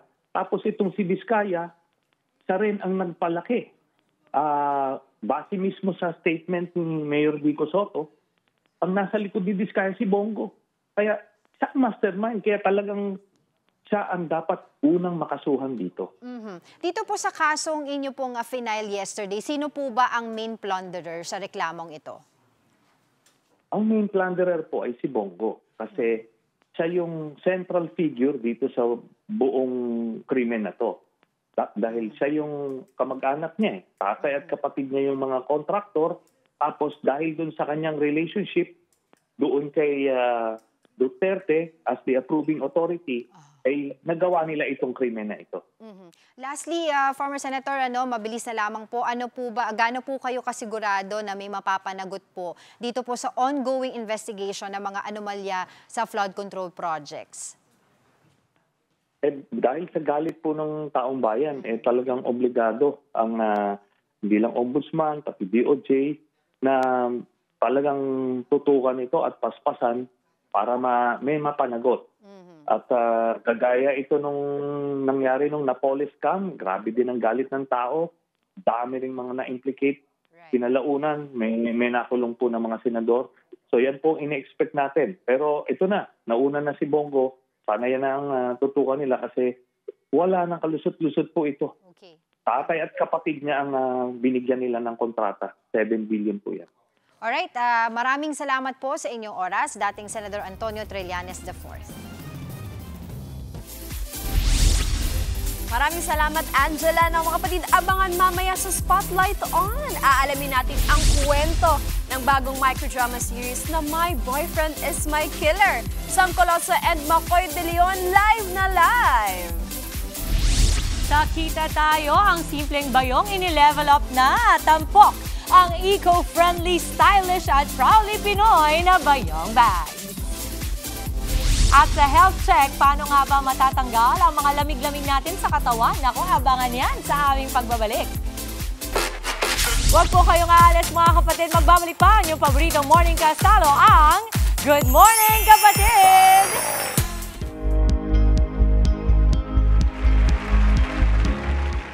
Madalas po nating naririnig ang pagkakaroon ng lamig sa katawan. Ito yung pananakit ng balikat, likod o mga kasukasuan na akala ng iba ay dahil lang sa pagod. Yes, Mommy Dims. Pero alam nyo ba na may mga health condition na maaaring kaugnay nito? Pag-usapan natin yan kasama ang Doctor of Physical Therapy, acupuncturist at first certified facial manipulation specialist in Southeast Asia na si Dr. Darwin Katigbak. Good morning, Doc. Welcome. Good morning po. Good morning. Doc Darwin, good morning. Pangungunahan ko na ako mismo, I can personally attest and recommend Doc Darwin because doktor namin siya talaga. Yes, Lalo si Papa B, because I have tried it and loved the service. Si Papa B lalo, anything na nararamdaman niya sa katawan niya, na pakiramdam niya may mali, Doc Darwin kaagad. Simulan na natin, no? Simulan na natin, Kahit ako Mami naman, Dibs. First ever, no? Specialist in Southeast Big Asia. time, yes. Hindi lang, oo. And tama naman kasi inaaral ito, That's Doc, true, no? Ma'am. Hindi Yes, ito parang pag naisipan natin ay gagawin natin because napaka-importante, hihimay-himayin natin today, Doc. Yes, yung lamig sa katawan talaga, Mami Dibs, madalas talaga natin yung marinig, no? Pag nagpapamasahe tayo, sasabihin, ay, may lamig po kayo sa katawan. Ngayon, Doc, eto na ang tanong, bakit po tayo nagkakaroon ng lamig sa katawan? Okay. So maaari pong magkaroon ng problema ang ating fascia sa katawan. Halimbawa po ang fascia sa inyong paa, pwede siyang mag-cause ng pain sa inyong likod, sa leeg, sa shoulders, at all the way to your head. So ang fascia po sa buong katawan ay konektado lahat sa buong parts ng ating katawan. Doc, simulan ko na para sa mga kapatid natin na maaaring hindi alam kung ano yung salitang fascia. Ano ba yung fascia? Pinakasimple. So ang fascia po ay isang uri ng tinatawag na connective tissue. So nagduduktong ito ng mga laman sa loob ng ating katawan. So it's not skin? It's not It's skin also po. not muscle? Mostly is made up of collagen. Collagen. Okay. Oo. And then, pwede po tayong magkaroon ng condition sa fascia when we have trauma, katulad po ng mga fractures, mga surgeries or sugat. Yung mga dati nang nangyari Yes po. sa katawan natin. May epekto rin po ang acidity or pH levels ng katawan. May epekto rin po ang hormones. Halimbawa Hormones po meaning ay... pagka-menopause ka, Yes po, andropause. nagme-menopause, andropause. And then may epekto din po ang pagtaas ng blood sugar. May epekto rin po ang pagtanda or aging. And then, exposure to cold temperatures like air conditioning. May effect po ang malamig na temperatura. Kaya pala Connected sinasabi, di ba, pag tumatanda ka na, ano ba yan, lamigin na Yes. ako. Yes, diba? actually. Pero meron pala talagang scientific yan. Meron na ibig pong, sabihin. yes, meron na po tayong discoveries about that. Eto, balikan natin, Doc. Ano nga ba yung fascia at ang pangunahing tungkulin nito sa ating katawan? Okay, so ang tungkulin po ng fascia is kailangan nang i-connecta ang mga bawat parts ng ating katawan. Siya rin yung nagbibigay ng protection sa mga internal organs natin upang maproteksyonan nito sa loob ng katawan, and then siya rin yung nagsisilbing daluyan ng mga ugat inside the body. Eto naman, Doc, ano nga ba yung mga karaniwang dahilan kung bakit nasisira o nagiging stiff ang fascia ng isang tao? Okay, so ang isa po sa pangunahing component ng fascia ay yung po tinatawag na hyaluronic acid. So ito po ay naninigas or namumuo kapag hindi masyadong gumagalaw ang isang tao. And then, nagdidikit ito sa loob ng katawan at nagkakaroon po na tinatawag na fascial densification. So, yun po yung pagdidikit.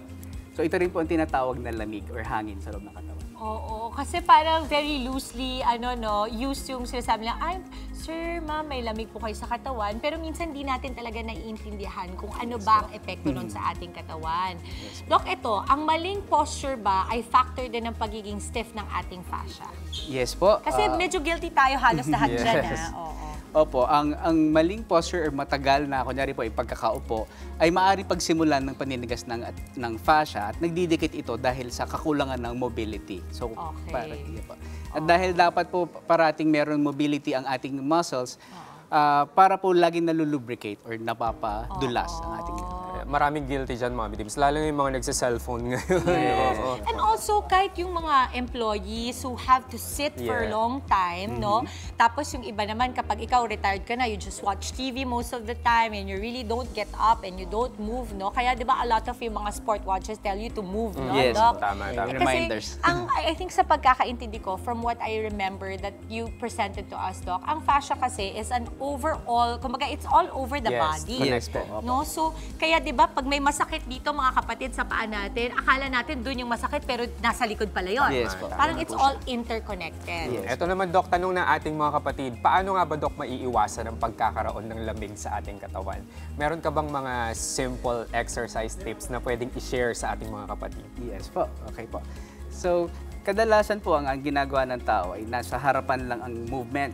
So, kailangan po dapat na itataas natin parati ang ating kamay. Right. Like this. And then, pwede rin po yung To the side. twisting. Sa gilid. Twisting. Oo. Or sometimes you can do like seated jumping jacks. So you don't have to jump kasi yung iba, di ba, may sakit sa tuhod Yes, na. actually po. So hindi yun excuse para hindi gumalaw. Yes, tama po yan. Doc Darwin, I'm so happy na napaunlakan mo kami today ni Doc Richard because dito sa Health Check talagang ine-empower natin ang kalusugan at overall wellness ng ating mga kapatid. Yes. Kasi minsan, ito yung mga bagay na hindi natin napapagtuunan ng pansin. I just want to give a very special shout out to Tita Akis and Tito Junie dahil sila ang nagpakilala sa amin sa'yo.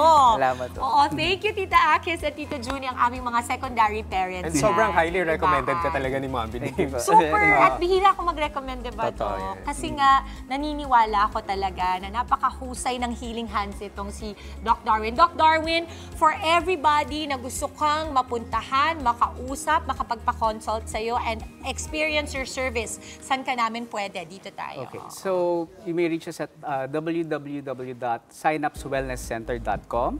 We're also in IG and Facebook, Synapse Wellness Center. And then my socials naman po is Pinoy Fisio at Facebook and IG. Ay, naku, I'm so grateful. Doc Darwin, salamat dahil yung katawan ng asawa ko gumagalaw na dahil sa'yo. Hindi na siya nakakagalaw ng isang araw pero dahil sa'yo, my gosh, okay na siya at the best talaga. Maraming salamat, Doc Darwin. Thank you for being here. And Doc Richard, thank you sa amin pong pagbabalik. Ipapasilip sa atin ni Lala Laila ang isinasagawang earthquake drill. Ngayon po sa Santa Mesa, Manila.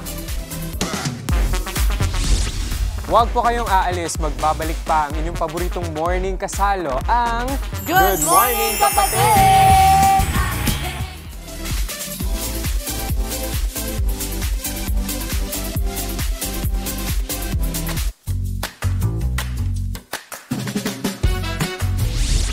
Nagbabalik ang Good Morning, Kapatid! Eto mga kapatid, kasunod na mga napapadalas na pagyanig, ilang mga ahensya at school na ang nagsasagawa ngayon ng earthquake drill. Tama yun, Day, di ba? Kaya nga itong si Laila lumaga sa Sacred Heart of Jesus Catholic School sa Santa Mesa, Manila po para ipasilip sa atin ang kanilang earthquake drill. Laila, naki-drop, cover, and hold ka na rin ba dyan? Ay, oo naman, Andre. Pero alam mo, puging-pugi ako sa'yo. Alam mo namang, Andre, cutie ka sa buhay ko. Yun nga lang, parang mas maganda yatang magkatabi. Itong si Inday Fatima at saka si Tito Alvin. Anyway, so andito na tayo, no? Sa 4th floor ng Sacred Heart of Jesus Catholic School in Santa Mesa, Manila. Kasi nga, ngayong araw ay magsasagawa sila ng earthquake drill at sisilipin natin kung ano ba yung kanilang ginagawa. According sa kanilang teacher and property custodian, ayan na! May watching. Taga lang, sandali. Maki-duck, cover, and hold. So, eto yung una nilang ginagawa. Ano ba ginagawa nyo? Nagda-duck, cover, hold kayo? Ayan, so nagda-duck, cover, and hold sila. Yan, naririnig nyo ba yung bell? Yung senyales na bukod sa nararamdaman nilang gumagalaw yung lupa, yun na yung time na kailangan mag-prepare sila sa loob ng classroom. Nasa loob tayo ng classroom ni Ma'am Jermia kanina, no? Yung ating naririnig sa kanila parang Christian values education pa or religion yung pinag-uusapan nila. So ngayon, hanapin natin, ayan, si Sir Daniel Berdida, ang teacher and property custodian dito sa Sacred Heart Catholic School in Santa Mesa, Manila. Good morning, kapatid. Good morning po. Sir, kwentuhan mo kami, ano ba yung mga nangyayari dito? Ito ano po yung ginagawa nila ngayon sa mga classrooms nila? Nakikita ko may mga hard hats silang dala. Required po ba yung hard hats na yan? So sa ngayon po, meron silang sariling kopya ng kanilang hard hat. But with the provision of the school, kapag dumating na po yung provision ng school, magkakaroon po ng sariling kopya yung mga bata. Okay, so magkakaroon sila ng kanya-kanyang hard hat na bibigay ng school. Pero sir, gaano katalas po tayo na nag-earthquake drill? So ngayon matching sigaw pa talaga sila. Ngayon pong taon, halos 5 hanggang 7 earthquake drill na po kami. Gaano po or ilang taon? Dire-diretso po ba yun? From tigil lang po ito nung pandemic and we are now intensifying this drill. Okay. Para po sa preparation ng disaster po na. Okay, sir, pagkatapos nito, no, school lang ba ang involved dito o do you also ask the community, barangay, LGU na maki-join sa inyo sa earthquake drill? May coordination po ba tayo? So for the coordination po, we are having coordination with the barangay officials. And we're looking forward na makapag-coordinate pa sa CDRRMO. Pero last school year po, we have this training and seminar for the fire drill naman po with the BFP. I see. Tapos, sir, nasa 900 yung ating students dito. Ilang students po ang nakikinabang dito sa ating earthquake drill? So, yung to be specific po, we have 950 students and 40 personnels. Ayun. So, lahat sila. Ano po, sir, yung nakikita ninyong challenge or nanonotice ninyo sa inyong observation, handa na ba yung ating mga estudyante kung sakali man na talagang tumama yung the big one? So, for the preparation po, we are having this drill to mitigate the possible casualties.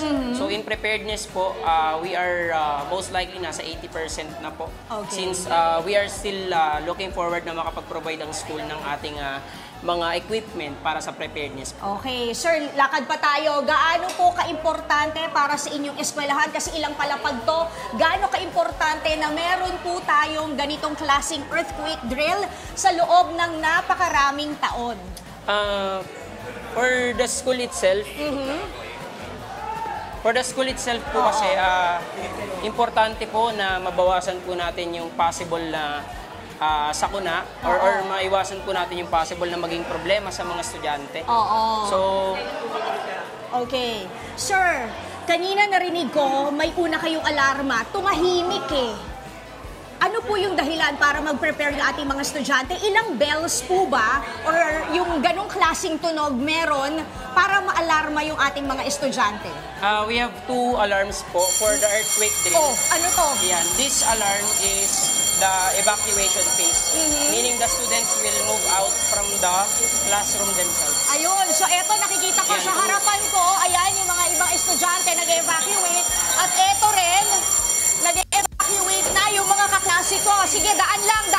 Ayan, ha? So, second bell, hanggang kailan tumutunog yung second bell na yon, sir? Hanggat ang shaking po ay naka-evacuate na po ang ating mga estudyante. Okay, titigil po ang ating evacuation na. Okay, so eto kanya-kanyang evacuation na per classroom. Sir, tayo naman, dito exit. Saan po tayo pupunta ngayon? And actually, miss, ideally dito po tayo sa side na to pupunta.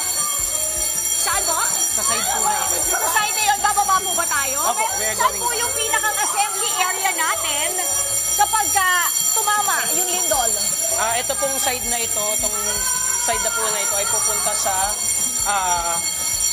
Magsaysay Boulevard. Ito pong kabaan. Yung sa kabilang side naman po ay bababa dun po sa may Along Albinas. Ayun. So dito tayo sa exit na to dahil na andito yung hagdanan. Okay, sir. Ayan, ha. Yung ating importansya ulit, i-remind natin para sa ating mga estudyante at mga magulang nanonood ngayon. Go ahead, sir. Importansya po. And for the importance po, since this is a preparedness, we have to remind our students to take it seriously since life and death po ang pinag-uusapan natin dito. Kasi kung gagawin po natin itong isang biro, if the disaster comes, kailangan po kasi nakakondition ng mga bata eh. Oo, totoo yan. Yung mind conditioning ng ating mga estudyante, importante.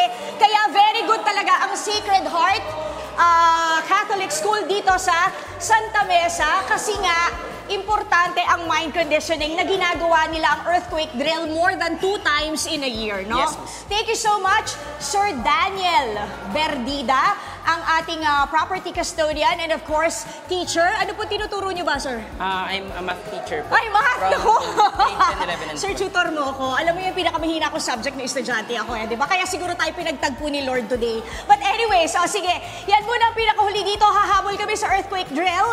Andre Curie at Inday Farima, balik sa inyo sa studio. Halika na, sir. Baka mahuli tayo. Ayan, tama yan, Laila. Dahan-dahan, hindi nagpapanik. Pero holding hands talaga, Laila. Kailangan holding hands talaga. May ganun, Ebe. Oo. Pero yun nga, dapat importante yun, Yun. sa mga bagets, Mga sa mga bagets, estudyante. Tapos nagiging muscle memory. Correct. nila. Tama yung nabanggit mo, muscle memory. Kasi yung mga bata ngayon, nakikita mo yung nagva-viral, hindi na nagpapanik, alam na nila, duck overhold. So, approve kayo dyan, Laila. Maraming salamat, Laila. Samantala, punta naman natin ngayon si Ate Angela para sa Kita Tayo.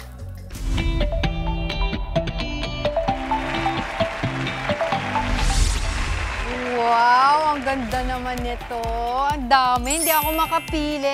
Meet the Bayong Bag. Eco-friendly, check. Stylish, check pa rin. Proudly Pinoy, big check. At syempre, check na check para sa inyong daily OOTD. Tingnan nyo naman, ang ganda, di ba? Ano mas bagay? Ito or ito? Di ba? Mamaya na tayo mamili. Di ba? Kasama po natin ngayon ang owner ng Bayong Siaga. Good morning, Javi, kapatid. Good morning naman. Good morning sa lahat ng mga kapatid natin, especially sa mga taga-Bataan at Bacolod, Ay, oo. Ilonggo. Batiin mo ng Ilonggo, yung mga kasama mo sa Bacolod. Kamaskara lang, di ba? Maayong aga sa tanan sa taga-Bacolod. Oo, ayan. Oo nga, kakatapos na nung kanilang festival. Okay, so ito, I'm very excited to talk about itong Bayong Siaga kasi nga, it's proudly made Pinoy at syempre yung puhunan mo pala is 1,200 pesos lang. Ang question dito, paano mo siya napalago, di ba? Imagine sa 1,200, ganito siya, it's going on its 10th year next year. Nag-aano lang kami ng halo-halo sa Pagsanhan, kumakain kami. Pagsanhan? Yeah. Taga-Pagsanhan ako. Seryoso? Saan ka kumain ng halo-halo? Sa roadside. Oh my gosh. Tapos, ito, this one, may bayong sa likod namin. Oo. Tapos pinost ko lang siya on the spot. No? Tapos may nagpabili na sa Facebook. Oo. So, dala ko naman dun, 1,000 plus lang, di ba? So, kinuha ko na yung mga bayong doon. The following day, may mga nag-message ulit. Kung meron, paiwala na. So, we had to drive all the way back to Pagsanhan, which is how many hours away. So, that went on for how many weeks? Every day, balik-balik. And then, yun, from there, tuloy-tuloy na siya talaga. Ang galing, ang utak mo doon. Ang very smart. Very smart. So, ang tagal na rin ng negosyo mo. God-given talaga siya. O, hello pala doon sa ating mga taga-Pagsanhan, mga pagsanghenyo, di ba? So, isa itong social enterprise. Sino-sino po ba yung mga tinutulungan at natulungan na nitong inyong negosyo? Yes, ma'am. Ang daming kapatid natin na livelihoods talaga galing dito. No? Right now, we work with 12 communities around the Philippines. Mga weavers, mga artisans, and then mga leather crafters, local artists kasi we do also hand-painted. No? And just this year, sa Bataan, yung mga persons deprived of liberty, mga espresso. Oh, right, they weave for us already. Oh, that's nice. So lumalaki yung community na nakakatulong tayo. So, hindi lang siya basta proudly Pinoy, di ba? Gawa pa siya, di ba? May purpose. Ika nga, yung hindi lang tayo basta iniisip natin yung pagnenegosyo, puro kaperahan. So, ang tanong dito, magkakano po ba? Di ba? Yung price range natin dito sa ating mga different types of bayong. It's very varied. No? Since we started with this bag before, right now we have hundreds of designs in our store and online. But the price range really, ito, 175. So ito patok to pang regalo ngayong Pasko. And then we can even do personalized names na leather dito. And then, depende sa mga native bags, ito gawa sa Panay, yung banig. 1,500. No? Yung Sulihiya, kasi it's Sulihiya, it's from Cebu.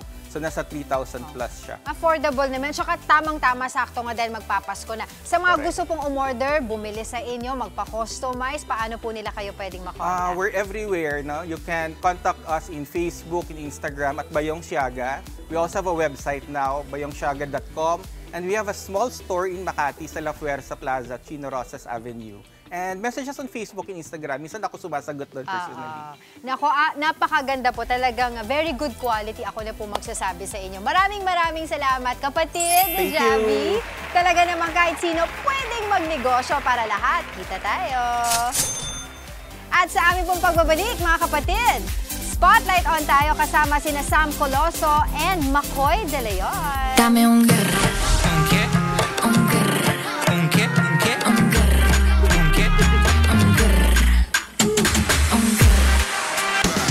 Huwag po kayong aalis. Tuloy-tuloy lamang po ang ating happy morning sa pagbabalik ng Good Morning, Kapatid!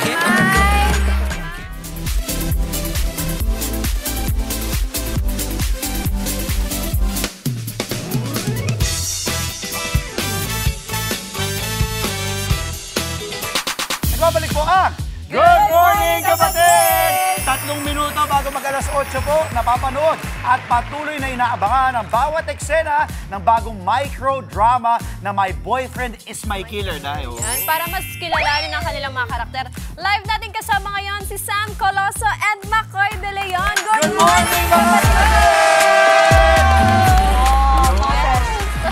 Okay, kwentuhan nyo kami tungkol saan ang My Boyfriend, My Killer. Parang kakaiba tong konsepto na to, ha? Yes. Ikaw muna. Talagang pinasa mo. Talagang pinasa mo sa akin. Good morning, kapatid. Ayun, Pero good sabi morning, niyo na, kapatid. sarap pala sa Oo feeling, nga. Isa pa. Parang magkakapatid talaga tayo.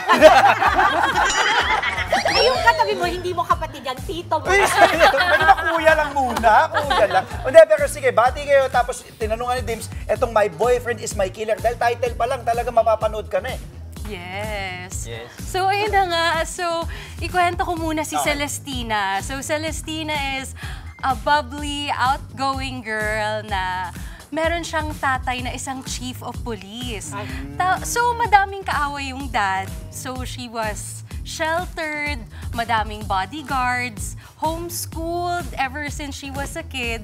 Kaya, nagmakaawa siya sa tatay niya to live a normal life. Sa isang kondisyon, kailangan niyang mag-disguise as Teresa biglang awa. At doon niya mamimit si Paolo sa school, isang mysterious guy. Tingnan ko. Galing mo naman, parang kami prompter na. Pantayan mo. Ikaw naman, Makoy. Malinaw eh. Ako si Paolo, yun. Hindi mo. Bakit Ako yung boyfriend. Boyfriend. Pero kasi sa akin, my boyfriend is my killer. Kaya yung nga po yung parang twist eh. Kasi pag sinabi ko po na ako talaga yung killer. Delikado. Actually, yung si Paolo po dito, ugali niya, parang ako lang din. Mabait po, ganun. Tsaka... Dims, narinig mo? Are you sure? Ugali lang daw niya, gusto niya mabait lang din daw. Nakakalsut na nga eh. Patingin ko muna sa mga facial expression, yung paano ba yung my boyfriend is my killer? Ano yung pinaka-nuance dito na gamit mo dun sa show, bebe? Tingnan ko. Close up Close kay up, Makoy. close up. Ocean eyes, ah. Tingnan ko nga. Okay. Nako.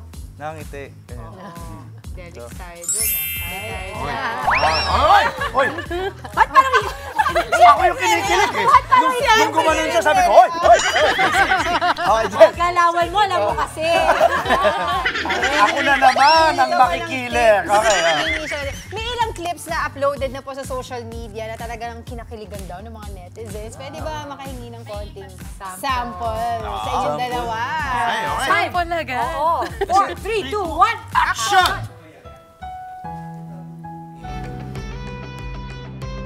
Oh, walang kiliti yan. Hoy, walang kiliti yan. Tumatawa. Grabe ka, mapanakit ka. Hindi kita sinasaktan ha, yun yung challenge. Excuse me, library to, hindi ba?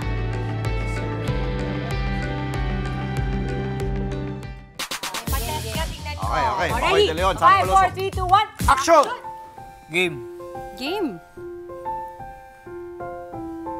Oh.